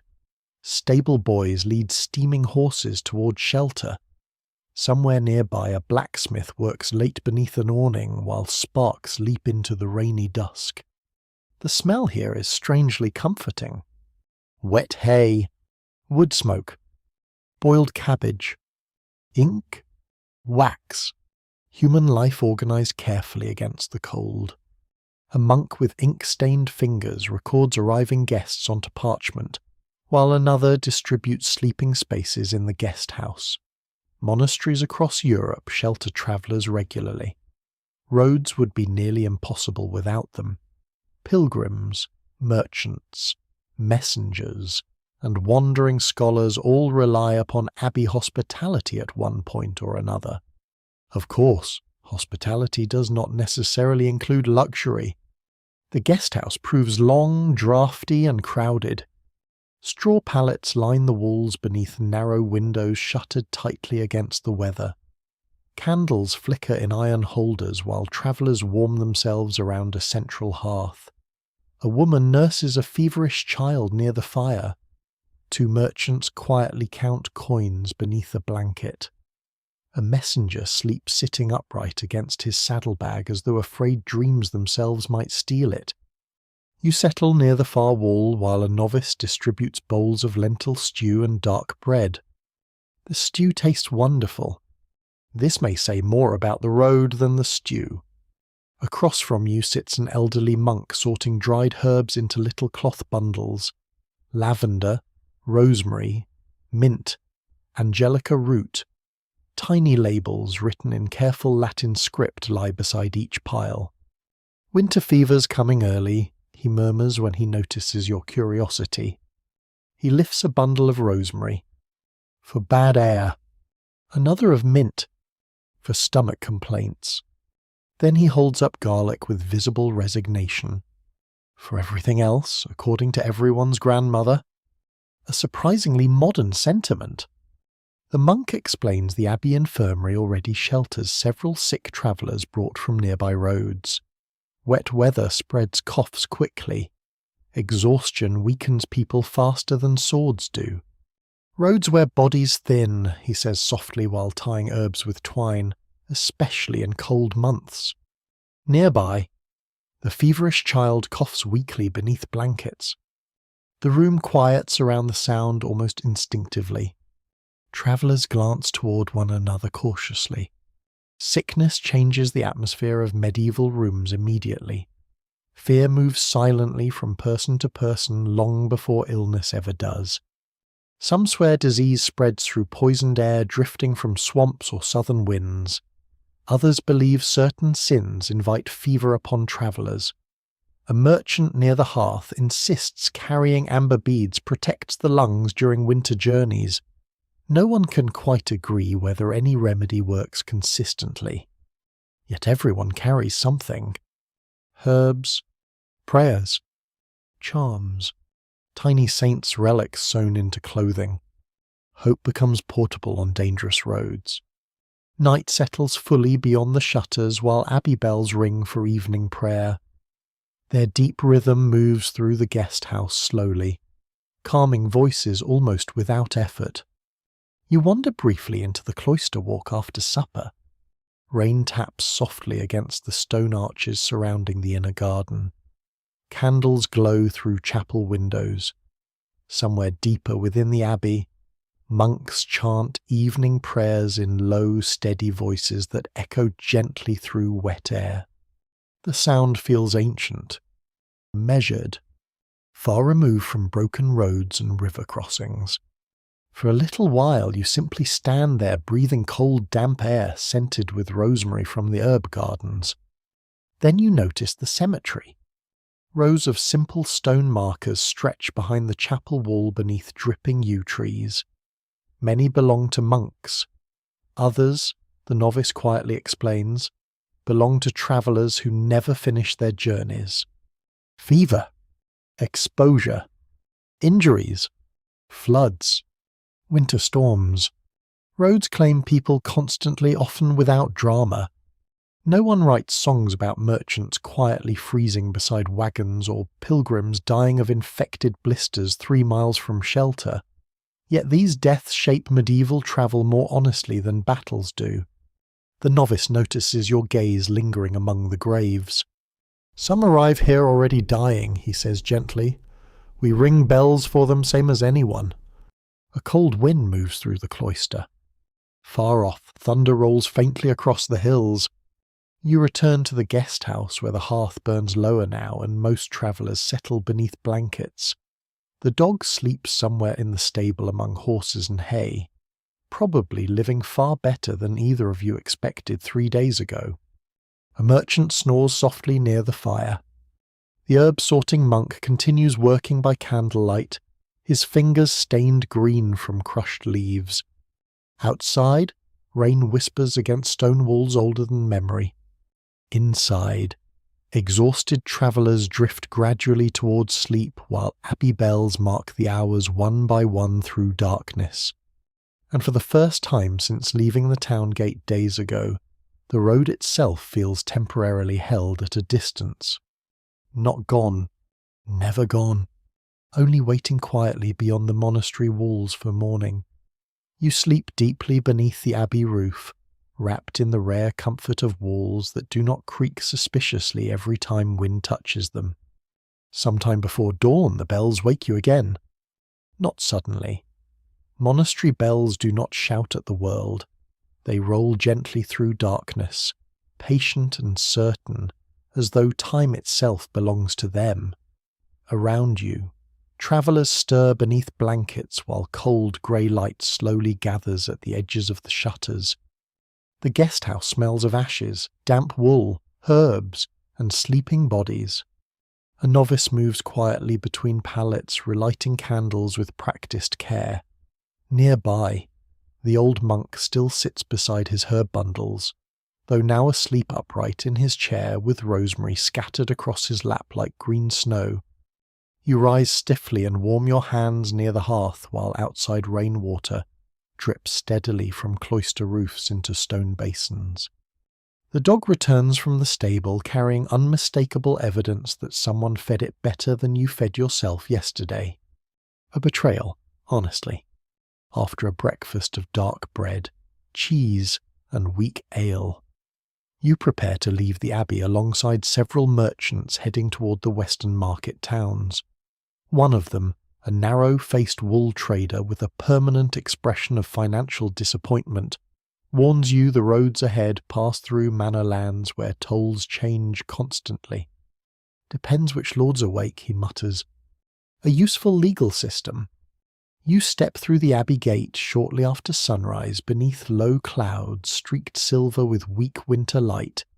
The bells continue behind you for a while, fading slowly across the hills until only wind remains. The countryside west of the abbey feels busier than the forest roads. Fields spread outward in long muddy strips divided by stone walls and drainage ditches. Smoke rises from cottages clustered around tiny parish churches. Peasants work despite the cold, scattering feed for chickens or repairing fences damaged by recent storms. Roadside shrines appear more frequently here. Tiny painted saints tucked beneath wooden roofs. Crosses draped with faded ribbons. Candles flickering weakly behind horn shutters. Travellers pause beside them constantly, touching charms or whispering prayers before continuing onward. Some swear saints protect roads more faithfully near monastery lands. Others argue robbers simply avoid areas where monks own half the countryside. Both explanations seem equally medieval. By midday the road broadens and the first market traffic appears. Carts loaded with apples from winter storehouses, barrels of salted fish, bundles of dyed cloth wrapped against rain. A butcher leading pigs that complain continuously about the entire concept of travel. You follow the growing flow of people toward a market town visible ahead beside a shallow river. Its timber houses crowd behind low defensive walls, while smoke drifts above tiled roofs into the pale afternoon sky. Market bells ring as you approach. The sound mingles with shouting traders, wagon wheels, barking dogs, and the endless noise of commerce. After days of lonely roads and quiet hills, the town feels startlingly alive. You pass through the open gate beside merchants arguing over grain prices. Inside, the streets churn with mud and activity. Stalls line the square beneath striped awnings. Fishmongers shout over one another while women sell onions, leeks, herbs, and coarse wool gloves. A cooper hammers iron hoops onto barrels near the well. Somewhere a harp player attempts cheerful music against overwhelming odds. The smells arrive all at once. Fresh bread, wet sheep, smoke, beer, leather, manure, eels. Human civilization in full medieval bloom. The dog immediately vanishes beneath a sausage stall. You pretend not to know it. A town crier stands beside the church steps reading announcements from a rolled parchment, while townsfolk half listen around him. New bridge tolls eastward. Groans ripple through the crowd. A manor court convenes on St. Aldwyn's Day. More groans. Fine for selling watered ale increased. One tavern keeper crosses himself in visible distress. Markets are not merely places to buy things. They are where news spreads, laws appear, rumours breed, and strangers become briefly connected through trade. Roads feed markets, and markets feed roads in return. You wander slowly among the stalls, grateful simply to stop moving for a while. At a baker's table you trade a coin for a hot meat pie wrapped in cloth. The filling may contain beef, or pork, or a philosophical mixture of both. Medieval pies often encourage spiritual trust. Nearby, a cloth merchant argues furiously with an official carrying measuring rods. The official insists the wool was sold short by half a finger width. The merchant insists the rods shrink in damp weather. Both men appear prepared to defend these positions until death. No one can quite agree whether medieval markets produce more profit or more arguments. You continue through the square, past spice sellers offering tiny expensive packets of cinnamon and pepper worth nearly absurd amounts. Rich nobles crave such luxuries partly for flavour, and partly because serving imported spices proves wealth more effectively than sensible behaviour ever could. A thin woman wrapped in patched cloak sells tiny lead pilgrim badges near the church wall. Saints' heads, crossed keys, little shrines. Travellers buy them for luck, protection, or memory. She notices your muddy boots and road-worn cloak. West Road's flooded last week, she says while arranging badges carefully. 3 wagons lost near the marsh. A cheerful shopping atmosphere. You purchase a small St. Christopher token anyway. Patron saint of travellers. At this point, additional supernatural assistance seems reasonable. The woman lowers her voice. Some swear the marsh lights came back too. You glance toward her. Marsh lights. Blue lanterns over the water after dark. Travellers follow them and vanish. She shrugs immediately afterward. Or drunk merchants fall into ditches. Stories improve over winter. Fair. As afternoon darkens toward evening, manor officials begin moving through the market, collecting fees and checking weights. Their heavy cloaks bear the local lord's colours stitched along the edges. One clerk carries an iron-bound chest while another writes fines onto wax tablets with grim satisfaction. Road travel means constantly entering someone else's authority. A lord's bridge. A monastery's lands. A bishop's town. A guild's market. Each place brings different laws, accents, customs, and prices. A traveller survives partly by learning when to speak and when to nod politely while surrendering coins. You eventually find shelter inside a crowded alehouse overlooking the square. Smoke curls thick beneath the rafters, while merchants drink dark ale from pottery mugs and complain about roads with the solemn dedication of priests reciting liturgy. At the next table, 2 traders discuss a cart that overturned near the western marshes during heavy fog. Driver drowned in 3 feet of water, one says quietly. The other shakes his head. No, fever took him after. Thought you said he drowned. That's what his brother claims. Those who tell the tale never fully agree. The fire crackles warmly nearby. Outside, market bells ring curfew while shutters begin closing across the square. Rain taps softly against the windows once more. You sit quietly with your mug of ale, the little St. Christopher token warm in your palm, and the dog asleep beneath the bench at your feet. The road west waits beyond the town walls. Marsh roads this time. Fog. Flooded tracks. Perhaps blue lights wandering over dark water. And somehow, after everything already survived, the journey still feels only halfway done. The alehouse grows quieter after curfew, though quiet in a medieval tavern still includes coughing, boots scraping floorboards, someone arguing softly about cheese prices, and at least one man snoring like a collapsing cart. You remain near the hearth long after most travellers settle down. Outside, rain drifts through the market square in thin silver lines beneath lantern light. The shutters are barred now. The church bells have fallen silent. Only the watchman's distant calls echo through the streets every so often, reminding the town that darkness belongs partly to thieves and partly to whatever else people imagine moving through it. The dog sleeps beneath your bench with complete faith in civilization.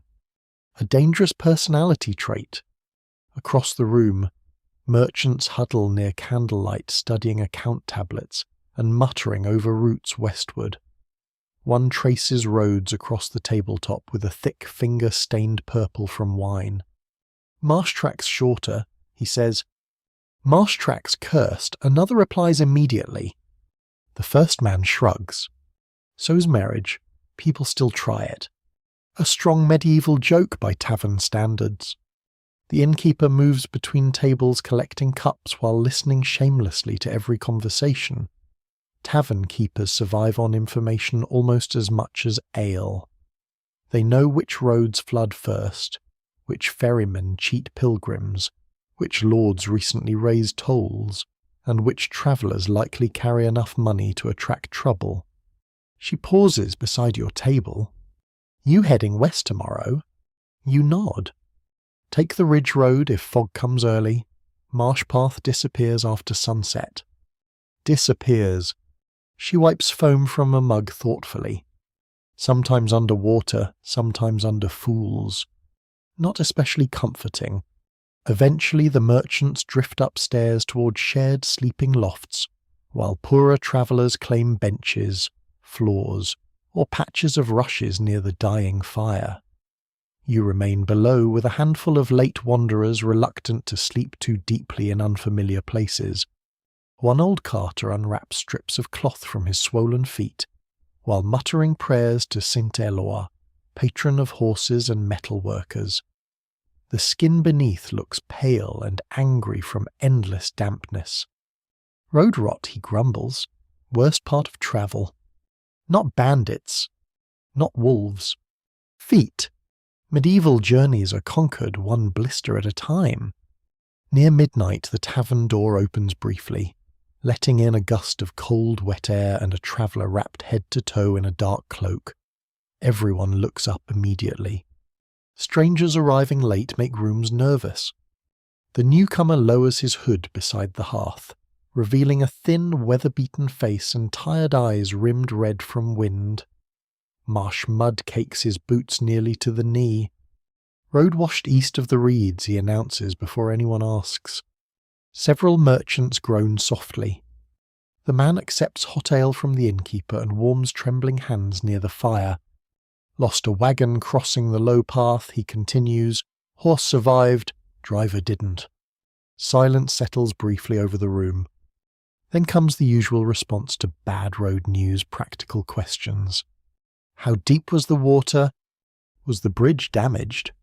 Could carts still pass by daylight?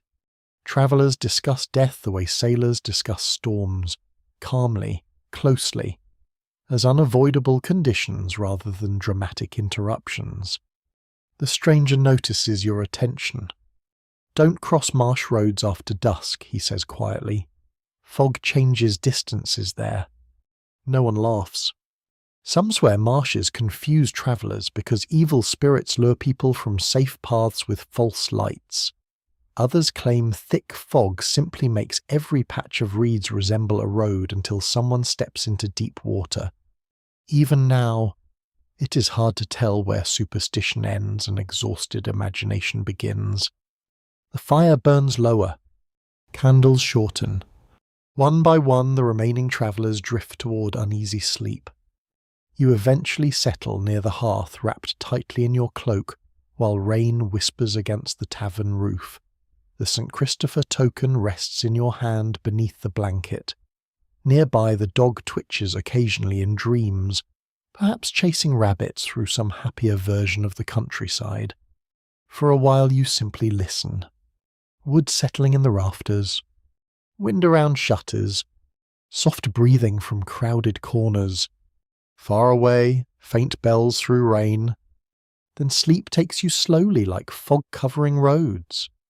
Morning arrives pale and cold.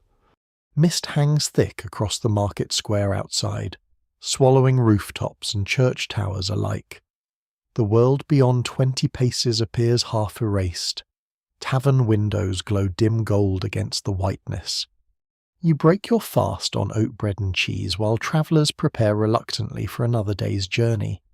Wet cloaks are pulled on, boots retied, horses saddled, money counted twice.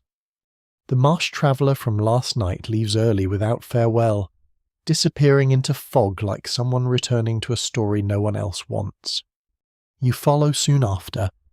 Outside the town walls, the road west narrows into raised earth tracks crossing wide stretches of marshland. Pools of dark water lie still beneath reeds silvered with frost. Mist drifts low over everything, blurring road from water and distance from shadow. Even sound changes here. Footsteps soften. Voices carry strangely. The dog stays very close now. You pass tiny shrines nailed to posts beside the road where travellers have left ribbons, beads, coins, and scraps of cloth. One bears a crude painted eye meant to ward off wandering spirits. Another displays dried marsh herbs tied with red thread. A merchant wagon ahead moves painfully slowly through the fog. Its wheels creak.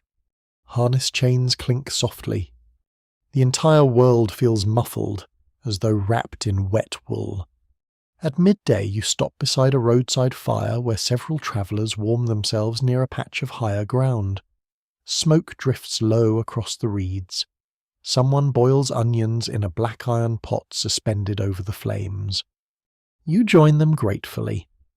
A fur trader shares coarse bread while another traveller passes round dried apples from a winter storehouse. Food tastes strangely better beside lonely roads. Perhaps exhaustion seasons everything. Conversation turns naturally toward marsh stories. One traveller insists blue lights dance across the water before storms. Another claims drowned monks wander the reeds ringing invisible bells. A woman wrapped in fox fur snorts softly. Marsh takes fools, she says. Stories just make the funerals prettier. Probably true. Still, when fog thickens again toward evening and pale shapes begin shifting uncertainly beyond the reeds, everyone moves closer to the fire without discussing it. The road ahead fades almost entirely from sight. Water drips softly somewhere nearby. Birds cry overhead unseen. And for a brief moment you understand why medieval travellers feared roads more than battlefields. Battlefields at least end. Roads continue endlessly through mist, cold, hunger, rumours, sickness, tolls, and darkness, demanding patience mile after mile until even experienced travellers begin imagining lights over black water. The fire crackles warmly beside you. The dog presses against your boots. Beyond the circle of smoke and dim orange glow, the marsh waits in silence thick as wool. And somewhere ahead, hidden completely by fog, the western road continues into another uncertain night. The roadside fire burns low by dawn, reduced to glowing coals beneath a crust of white ash. You wake wrapped tightly in your cloak while mist drifts across the marsh in pale, slow waves. Around you, the other travellers rise stiffly from blankets and damp ground, with the weary silence of people who no longer expect mornings to feel pleasant. One man pokes the fire back to life using a broken cart plank. Another wrings water from his socks with the expression of someone reconsidering every decision since childhood. The dog emerges from beneath your cloak after apparently deciding shared warmth outweighs dignity. The marsh looks different in daylight. Less haunted perhaps, though only slightly. Frost glitters across reeds beside black pools of still water. Narrow raised tracks wind uncertainly through the wetlands, vanishing now and then beneath shallow floods left by recent rains. Birds wheel overhead, crying sharply through the cold air. You break your fast on stale bread softened in onion broth from last night's pot, while travellers debate which route west remains passable. The fur trader points toward higher ground barely visible through the mist. "Ridge road's safer." "Longer," another replies immediately. "Alive longer, too." A compelling advertisement. Soon the little camp breaks apart as travellers continue in separate directions according to courage, desperation, or optimism. Medieval journeys rarely keep companions together for long. Roads scatter people like leaves in wind. You follow the ridge track westward. The dog follows you. Naturally. The road climbs slowly from the marshes into open winter farmland where frost clings white to dead grass and ploughed earth. Thin smoke rises from distant cottages hidden among bare trees. Here and there peasants move through the cold morning carrying wood bundles or feeding animals from winter stores. The countryside feels enormous after the narrow marsh roads. And emptier. Snow begins sometime before midday. Not heavy snow, fine dry flakes drifting sideways on bitter wind, the kind that settles quietly into cloak folds and eyelashes while slowly stealing warmth from fingers and ears.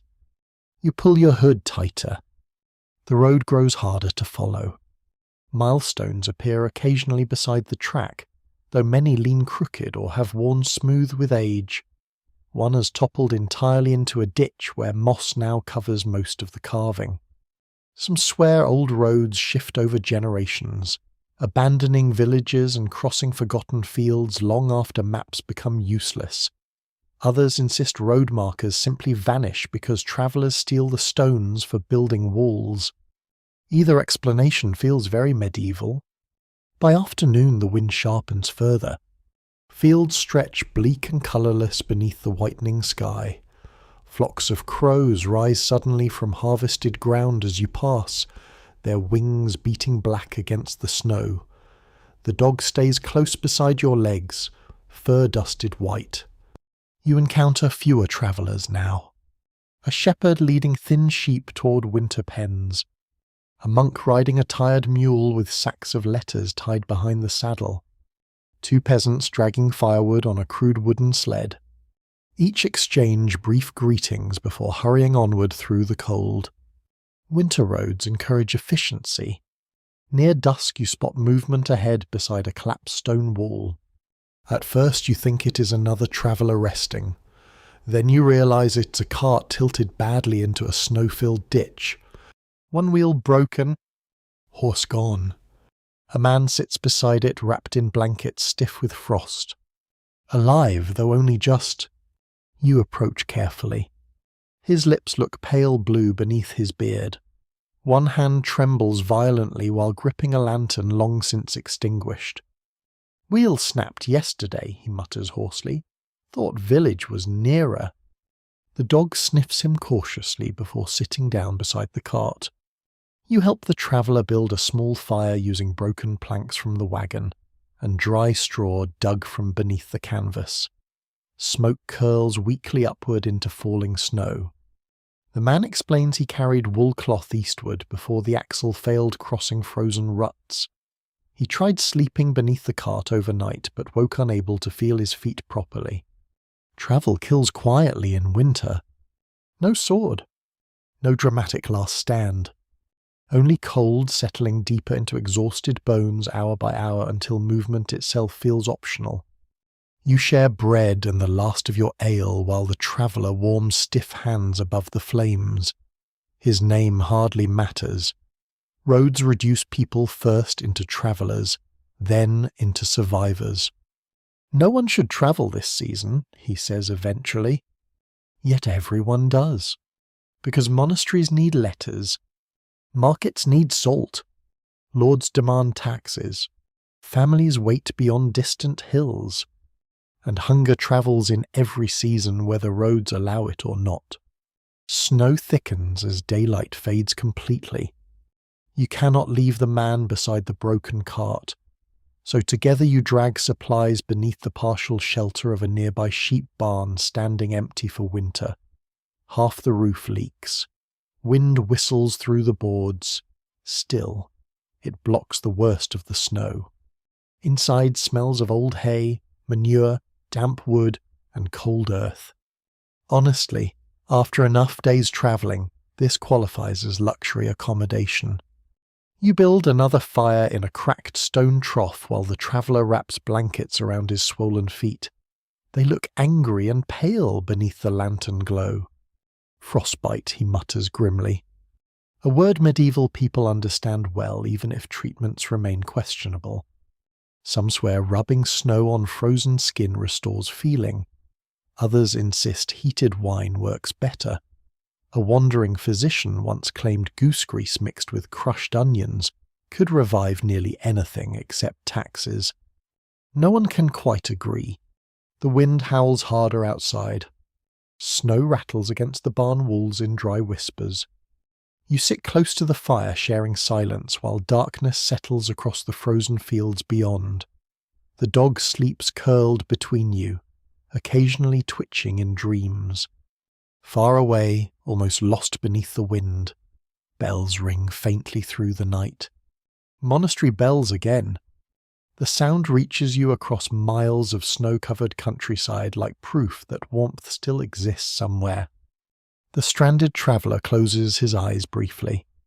"Battle's cleaner than roads," he says quietly after a while. You glance toward him. In battle, if you survive the day, you know it. Outside, snow drifts deeper against the barn door. Inside, the fire crackles softly while cold presses at the walls from every direction. And you understand exactly what he means. Road danger never announces itself properly. It seeps slowly into boots, waits inside fog, hides beneath river ice, sleeps inside crowded inns beside coughing strangers, arrives through broken wheels and winter wind and one wrong turn after sunset. The road kills patiently, which somehow makes it far more frightening. The fire burns lower. The bells fade into distance. And beyond the trembling lantern glow, the frozen countryside stretches onward beneath snow and darkness without end. By morning the snow has stopped, leaving the countryside buried beneath a pale silence. You wake stiff beneath your cloak while weak sunlight filters through gaps in the barn walls. Frost sparkles across old hay and broken boards. The fire collapsed hours ago into grey ash. Beside you, the stranded traveller sleeps uneasily wrapped in blankets, his swollen feet propped near the cold stones of the trough. The dog yawns, stretches, and immediately shakes straw into your face. A loyal companion, a terrible roommate. Outside, the world looks transformed. Fields that yesterday seemed muddy and endless now lie smooth beneath snowdrifts, broken only by hedges and dark lines of distant trees. Smoke rises straight upward from faraway cottages into the still morning air. Even the road appears calmer under winter light, though you know perfectly well appearances cannot be trusted. You help the traveller test his feet carefully beside the weak morning fire. Pain returns. A good sign, apparently. He grimaces while pulling on stiff boots. Feels like walking on hot nails. Still better than feeling nothing. You share the last of your bread before parting ways near the ridge road. He intends to limp toward the nearest village where a wheelwright might repair the cart once weather eases. You continue west. Travel friendships often last only a single night. Roads bring people together briefly, then pull them apart again towards separate destinations neither fully reaches unchanged. The snow crunches beneath your boots as you walk. Cold air bites your lungs. The dog bounds ahead occasionally through drifts with far more enthusiasm than conditions deserve. By midday the road descends toward rougher country where low hills rise from frozen woodland. Smoke appears ahead through the trees, not village smoke this time, but thicker, steadier plumes climbing into the pale sky. A keep. The sight emerges slowly as you crest another ridge. Stone towers rise above snowy forests surrounded by curtain walls and watchtowers. Banners hang stiff in the cold wind. Beyond the outer defences cluster barns, workshops, kitchens, and smaller timber buildings crowded beneath the protection of the walls. After days of roads, marshes, and lonely fields, the keep looks impossibly solid. Not welcoming exactly, but solid. The road leading toward it grows busy despite winter weather. Peasants drag sleds loaded with firewood toward the gates. 2 mounted riders pass you carrying hunting spears. A priest wrapped in fur-lined robes hurries uphill muttering angrily at the snow. The dog stays unusually close as you approach the outer gatehouse. Perhaps even animals understand castles mean rules. Guards stop travellers beneath a heavy oak arch reinforced with iron bands blackened by age. Spears gleam beside braziers where smoke twists upward into freezing air. One guard stamps his boots constantly for warmth, while another records arrivals onto parchment held carefully away from falling snow. The familiar ritual begins again. Name, origin, purpose. Weapons carried, disease noticed on the road. You answer patiently while the guards inspect passing wagons loaded with grain sacks and salted meat barrels. One wagon driver complains loudly about taxes imposed at the last bridge crossing. The guard shrugs, then complain to the bridge. A philosophical masterpiece. At last you're permitted through the gate into the outer bailey where winter life continues in noisy, crowded motion despite the cold. Blacksmiths hammer horseshoes beside roaring furnaces. Servants carry firewood stacked taller than themselves. Chickens flee beneath carts while stable boys shout uselessly after them. The smell of smoke, horses, wet wool, and roasting meat drifts through icy air. Castles are often imagined as noble halls filled with banners and feasts. In truth they resemble muddy, overworked villages wrapped inside stone anxiety. A steward directs ordinary travellers toward a long hall used for guests, messengers, retainers, and anyone important enough not to freeze outdoors but unimportant enough not to deserve comfort. You enter gratefully. Warmth hits you first. Then noise. The hall thrums with conversation, coughing, clattering cups, barking dogs, and the crackling roar of a massive central hearth. Smoke curls upward into dark rafters where servants hang strips of meat to cure beside bundles of herbs. Rushes cover the floor thickly enough to hide most of the mud. Most. Long tables fill the hall where soldiers, merchants, servants, and travellers eat from trenchers of stale bread soaked with stew. Fur cloaks steam beside the fire. Wet boots line the walls. A servant thrusts a wooden bowl into your hands before you even fully sit down. Barley stew with cabbage and bits of smoked pork. Magnificent. The dog immediately receives scraps from 3 different soldiers and now regards castle life as an excellent development. Nearby, 2 men-at-arms argue about road safety while sharpening knives. I'd rather face 10 armoured riders than 1 frozen river crossing, one says. The other nods seriously. Horses understand battle, roads don't. Exactly. You settle closer to the hearth while snow taps softly against the narrow windows high overhead.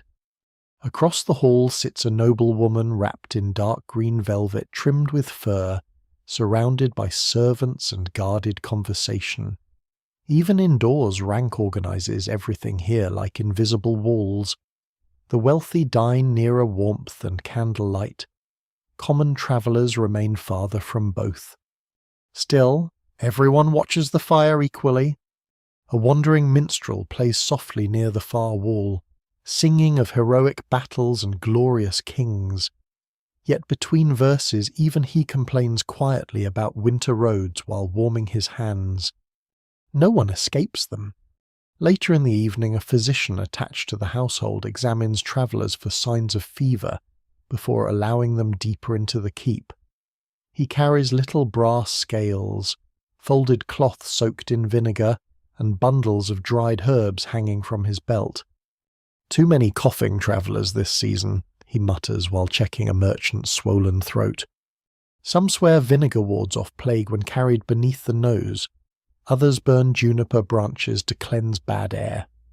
Castle servants scatter rosemary across floors during winter sicknesses, hoping pleasant smells convince illness to leave. Whether any of it works remains uncertain, but uncertainty itself shapes medieval life more than knowledge ever does. Night deepens outside the hall windows. Snow continues falling softly over the battlements. You sit beside the hearth while servants light more candles and the great hall settles into slower nighttime rhythms. Dice games begin near one table. A monk copies letters beside another. Somewhere overhead, unseen footsteps cross wooden galleries. The firelight paints everything gold and amber. Warmth finally reaches your feet again.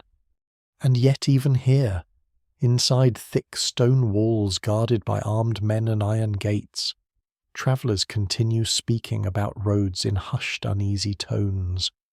Flooded crossings, marsh lights, bandits, broken axles, fever houses, snowstorms, because castles may shelter you briefly, but roads still decide whether you ever arrive at one alive. Outside, wind moves across the towers carrying faint bell sounds from distant monastery lands buried beneath snow. Inside, the hall glows warmly against the winter dark, and for one rare evening, the road loosens its grip on you just enough to let you rest. The warmth of the keep almost convinces you to stay. Almost. Morning arrives beneath pale winter light filtering through narrow hall windows crusted with frost. Servants move quietly among sleeping travellers, feeding the hearths and sweeping yesterday's rushes into baskets along with crumbs, mud, and several things best left unidentified. The great hall smells of wood smoke, wet leather, boiled oats, and too many people sleeping close together. You wake to coughing. Not one cough. Many. Soft at first, then harsher. A rough chorus scattered through the hall beneath the rafters. Travellers pull blankets tighter while servants exchange nervous glances over steaming pots of morning broth. The physician from last night is already awake. He moves between pallets carrying a little brass lantern and bundles of herbs tied with twine. Vinegar hangs sharply in the air around him. Beside one merchant he pauses to feel a forehead, then mutters instructions to a servant. Hot broth, garlic, no ale. The merchant looks genuinely offended by the final part. A woman nearby burns rosemary branches in a clay dish beside her sick child. Smoke drifts sweet and bitter through the hall. Some swear rosemary purifies the air. Others believe juniper works better.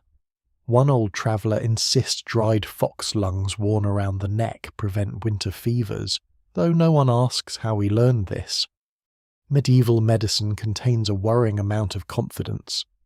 You rise slowly, rubbing warmth back into your hands while snow falls lightly beyond the windows.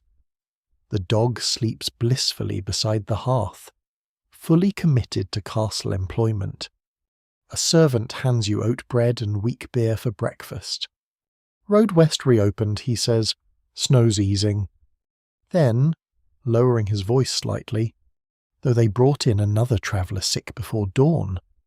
The hall grows quieter around illness. People do not flee exactly. That would waste energy and attract attention. Instead, they edge subtly farther apart. Cups are not shared. Hands remain hidden inside sleeves. Travellers begin touching charms beneath cloaks almost unconsciously. Fear moves gently in medieval spaces like smoke beneath beams. You wander toward the outer courtyard after breakfast. Snow crunches beneath your boots while servants haul water from frozen barrels, and stable boys lead horses steaming in the cold air. From the battlements you can see the road stretching westward across white hills and dark forests. Beautiful from here. Roads always look safest from a distance. Near the stables, a group of soldiers prepare to escort supply wagons toward another manor farther west. Their captain speaks quietly with the steward while checking harness straps and wheel pins. Even armed companies fear winter roads. One soldier notices you watching. "Travelling alone?" he asks. "With the dog." The animal looks up proudly. The soldier laughs once. "Better company than most men out there." Probably true. By midday the keep begins emptying as weather clears. Merchants leave first, eager to reach markets before roads worsen again. Messengers follow. Pilgrims gather their staffs and relic pouches. Travel never truly stops. It only pauses long enough to warm itself beside fires. Before departing, you pass once more through the great hall, where the physician now tends two feverish travellers near the hearth. Bowls of steaming herbs surround them. One man shivers violently despite heavy blankets, while another mutters half-coherent prayers through cracked lips. No swords, no battle cries. Yet the room feels more uneasy than many war camps. The physician catches your glance. "Cold roads weaken people," he says quietly. "After enough days travelling, sickness enters easy." He dips cloth into vinegar and presses it gently to the brow of the shivering traveller. Most survive. The pause afterward lasts slightly too long. You leave the keep shortly after noon beneath clearing skies. The world outside glitters white beneath fresh snow. Sunlight breaks through clouds in pale golden bands across the hills. For the first time in days, the air smells clean instead of wet. The road west winds through sparse woodland and frozen fields. Beautiful, silent, dangerous in entirely new ways.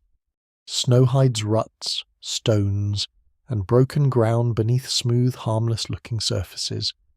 More than once your boot plunges unexpectedly through crusted ice into freezing mud below.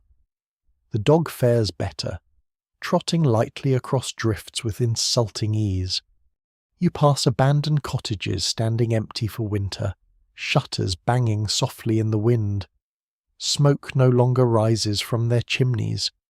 Perhaps the families moved to nearby villages after poor harvests.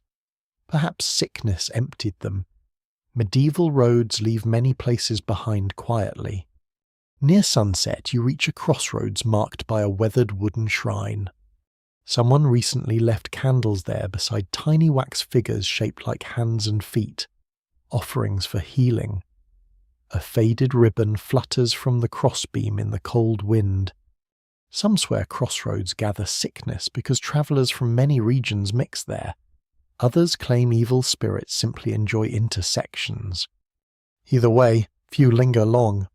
You stop briefly to warm yourself beside a small roadside fire already occupied by a pair of traders heading east. Their wagon stands nearby loaded with barrels beneath thick canvas. One trader rubs goose grease onto cracked hands while the other stirs cabbage soup in a blackened pot. "You came from the northern keep," one asks. You nod. Heard fever spread there already. News moves astonishingly fast where fear assists. The second trader spits into the snow. "Road carries sickness same as goods." Neither man sounds surprised. They explain entire villages sometimes close gates against travellers during harsh winters, fearing plague more than starvation. One remembers a town where strangers had to prove good health before entering by drinking vinegar in front of the guards. "That stopped disease, you ask?" "No," he replies, "but it entertained the guards." At least morale remained high. Dust settles slowly across the countryside while your little fire crackles against growing cold. Smoke rises straight upward into still air. Far away, Wolves howl faintly from wooded hills, or perhaps dogs. Those who tell the tales never fully agree. The traders eventually climb beneath their wagon canvas to sleep, while you remain near the dying fire wrapped tightly in your cloak.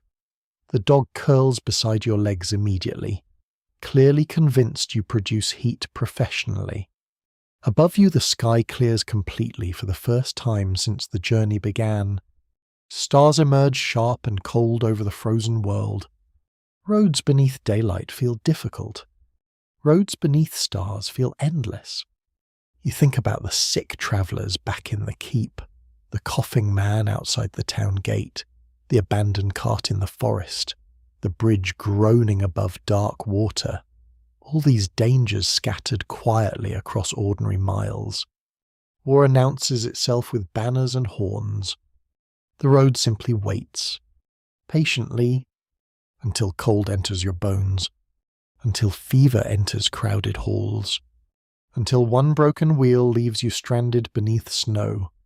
The fire burns lower, wind whispers through frozen grass, and somewhere far across the dark countryside, monastery bells ring the night hour over roads still filled with travellers trying to reach warmth before sickness, weather, or bad luck reach them first. The stars fade slowly behind morning cloud, and with them goes the brief illusion that winter roads might ever become peaceful. You wake beside the crossroads fire beneath a crust of frost gathered along your cloak. The traders still sleep beneath their wagon canvas, snoring softly while snowmelt drips from the axle. The dog lifts its head, sees you awake, and immediately decides breakfast should become your problem. A fair assessment of medieval companionship. The fire barely survives the night. You coax weak flames from damp wood while the sky turns pale silver over the frozen fields. Somewhere nearby a crow lands on the shrine cross and watches the road with the judgmental expression common to crows, priests, and tax officials. The traders share onion soup and stale rye bread before turning eastward at sunrise. You continue west alone again. The road ahead narrows into rough country. Low hills rise beneath thin forests where snow clings stubbornly to roots and stone walls. The wind sharpens as morning passes, driving fine crystals of ice across the path. Every breath burns slightly now. Travel becomes quieter in deep winter. Fewer wagons, fewer pilgrims, fewer chances for help if something goes wrong. You pass only scattered signs of life through the morning smoke from a charcoal pit hidden among trees, distant shepherd bells, a woman carrying water buckets along a frozen ditch.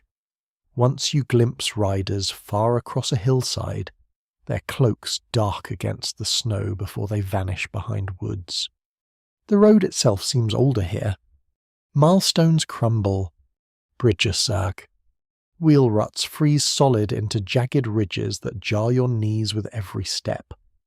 Several times you notice old cart tracks leaving the main road entirely before disappearing into white fields. Wrong turns become deadly in winter.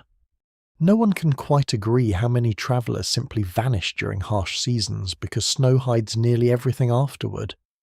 Villages sometimes discover bodies months later, when thaw water uncovers them beside roads only a few miles from safety. The thought stays unpleasantly close while clouds gather overhead again. By midday the wind carries fog. Not thick at first, thin white threads drifting low between trees and hollows. But slowly the countryside begins softening at the edges. Distant shapes blur. Sound changes strangely. The dog presses closer beside your legs. Ahead, the road forks around a frozen pond edged with dead reeds. One branch climbs toward higher rocky ground. The other disappears downhill into fog. You stop uncertainly beside a weathered post whose carved markings have long since worn smooth. Excellent. A perfect medieval navigation system. Some swear travellers should always choose higher ground during winter because cold mist settles in low places where spirits wander. Others insist valleys shelter people better from wind. Neither opinion currently arrives with a helpful map. You kneel to study the snow. Old wagon tracks lead uphill. Fresh hoofprints descend into the fog. Not useful enough. At last you choose the ridge path and continue westward while the fog thickens steadily around the hills. The world shrinks. Trees emerge suddenly from whiteness only a few steps away. Snow muffles your boots almost completely. Even the dog moves more cautiously now, ears alert beneath drifting frost. Then comes the bell. Faint, distant, one single toll rolling through the fog. You stop instantly. Another follows after a long pause. Monastery bells, perhaps, or village bells carried strangely by the weather, or something else entirely, according to every marsh story and roadside superstition haunting your exhausted imagination. You continue toward the sound, carefully. The fog grows denser among the hills until the road itself nearly vanishes beneath snow and pale mist. Once you lose the track entirely and must search for frozen wagon ruts using your hands. Cold slips deeper through your gloves. Your legs ache constantly now. Travel exhaustion does not arrive dramatically. It gathers quietly mile after mile until even simple choices feel heavy. Then you see light. A lantern glowing faintly through the fog ahead. Relief hits first. Suspicion follows immediately after. The light hangs outside a tiny roadside chapel half hidden among trees and snowdrifts. Stone walls lean beneath a sagging roof while candlelight flickers through narrow windows crusted with ice. You approach slowly. Inside, warmth. Not much, but enough. A solitary priest wrapped in thick wool robes looks up from beside the hearth as you enter. His beard shines silver in the firelight. Bundles of dried herbs hang from the rafters overhead, beside strings of onions and little wax saints. Simply the long, heavy weariness of too many miles. The priest notices your stare drifting toward the fire. Almost there now, he says softly. Those words feel stranger than expected. Almost there. After rivers, marshes, sickness, tolls, broken carts, wolves, snow, and endless mud. The journey itself has become your whole world. The idea of arriving somewhere permanently suddenly seems unfamiliar. Outside, bells ring once more into the fog. Inside, the chapel glows warm and golden against the winter dark while snow begins falling softly again beyond the hills. And for tonight at least, the road loses sight of you. You wake before the priest rings the morning bell. For a few quiet breaths you do not move. The chapel remains dim and warm around you, held in that soft hour before dawn when even stone seems sleepy. Embers glow low in the hearth. Wax has pooled beneath the candles along the little altar, and the painted saints on the walls watch through shadows with calm, faded faces. Outside, wind moves gently through the trees. The dog sleeps with its nose tucked beneath its tail, utterly convinced that all chapels exist for its comfort. The priest sits already awake near the hearth, mending a torn glove by firelight. He does not speak until he sees you sit up. Road's clear enough, he says, fog lifted in the night. You eat breakfast, slowly, coarse bread warmed beside the coals, a little soft cheese, and broth flavoured with onion and rosemary. It is simple food, but after so many cold miles, it feels almost ceremonial. The priest gives you a small twist of dried herbs wrapped in cloth. For the road, he says. Some swear rosemary sharpens memory and keeps bad air away. Others say it comforts the heart. No one can quite agree, but you tuck it carefully inside your cloak all the same. When you step outside, morning lies pale and still over the hills. Snow rests lightly on branches. The sky glows faint blue behind thinning clouds. Far below, beyond fields and hedges, smoke rises from a village tucked beside a bend in the road. Past it, farther still, you see the low roofs and church tower of your destination. So close, and yet the last miles feel strangely heavy. The priest rings the chapel bell once behind you. Its sound follows as you descend the ridge path with the dog trotting at your side. The road is easier here, though still slick beneath patches of snow. Frozen grass glitters along the ditches. Crows call from bare trees. You pass peasants walking toward the village with bundles of firewood on their backs. One old woman wears a red thread tied around her wrist against winter sickness. A boy carries eggs in a basket lined with straw, watching the dog with deep professional interest. The village wakes slowly around you as you enter. Smoke curls from chimneys. A blacksmith opens his shutters. A woman scatters fresh rushes across a chapel floor while another draws water from a well rimmed with ice. Somewhere someone bakes bread, and the smell drifts through the cold air like mercy. No trumpets announce your arrival. No banners lift. No bard sings of your heroic survival against mud, fleas, toll collectors, damp socks, and one financially irresponsible dog. Honestly, history misses many important victories. You stop beside the village church where bells ring gently above the square. Travellers gather near the steps, a merchant with a repaired wheel. 2 pilgrims pinning badges to their hats, a messenger rubbing warmth into his hands. Their cloaks are muddy, their faces tired, their eyes familiar.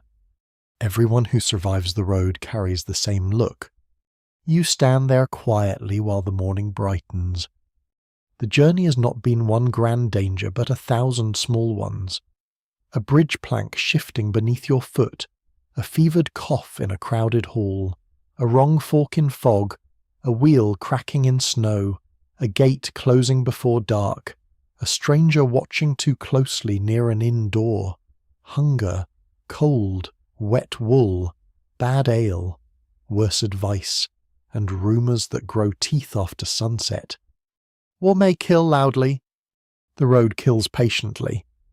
Yet it also gives you fires shared with strangers, bells heard through rain, bread passed across benches, herbs tied by careful hands, and small shelters glowing in darkness when you most need them. You reach the house where you're meant to rest before noon. Its oak door stands beneath an overhanging roof, iron latch cold beneath your fingers. Inside, warmth waits a hearth, a bench, wool blankets, a bowl of pottage, and rushes clean enough to suggest recent optimism. The dog enters first, of course. You follow, closing the door gently behind you. Outside, the road continues past the village, over fields, through forests, across bridges and marshes, toward other towns and other frightened travellers, but for now it no longer asks anything of you. You sit beside the hearth. Your boots steam softly. The rosemary bundle rests near your hand. Far away, faint bells answer one another across the winter countryside, softer and softer, until they seem less like warnings and more like lullabies. And now the room grows still. The fire settles into a low amber glow, breathing warmth across the stones. Shadows lengthen gently along the walls. The dog sighs in sleep near your feet, and outside the window the medieval world softens beneath evening mist, its roads hidden, its dangers quiet, its bells fading into distance. You do not need to walk farther tonight. You do not need to bargain at gates, cross dark rivers, follow uncertain lanterns, or listen for wolves beyond the firelight. The mud is outside, the cold is outside, the long road is outside.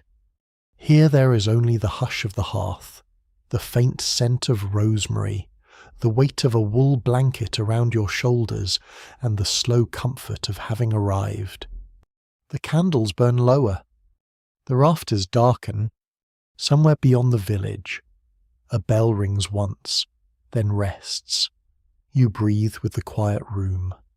The old world closes softly around you, not like a prison now, but like shelter, stone, smoke, straw, wool, and warmth gather together in the dark. And as sleep comes nearer, the road becomes only a memory wet leaves underfoot, river mist on your face, a half-burned candle in a monastery guest house, snow over silent fields, and a little chapel bell calling through fog. All of it drifts away. The fire dims. The night deepens. You are safe enough for dreaming now,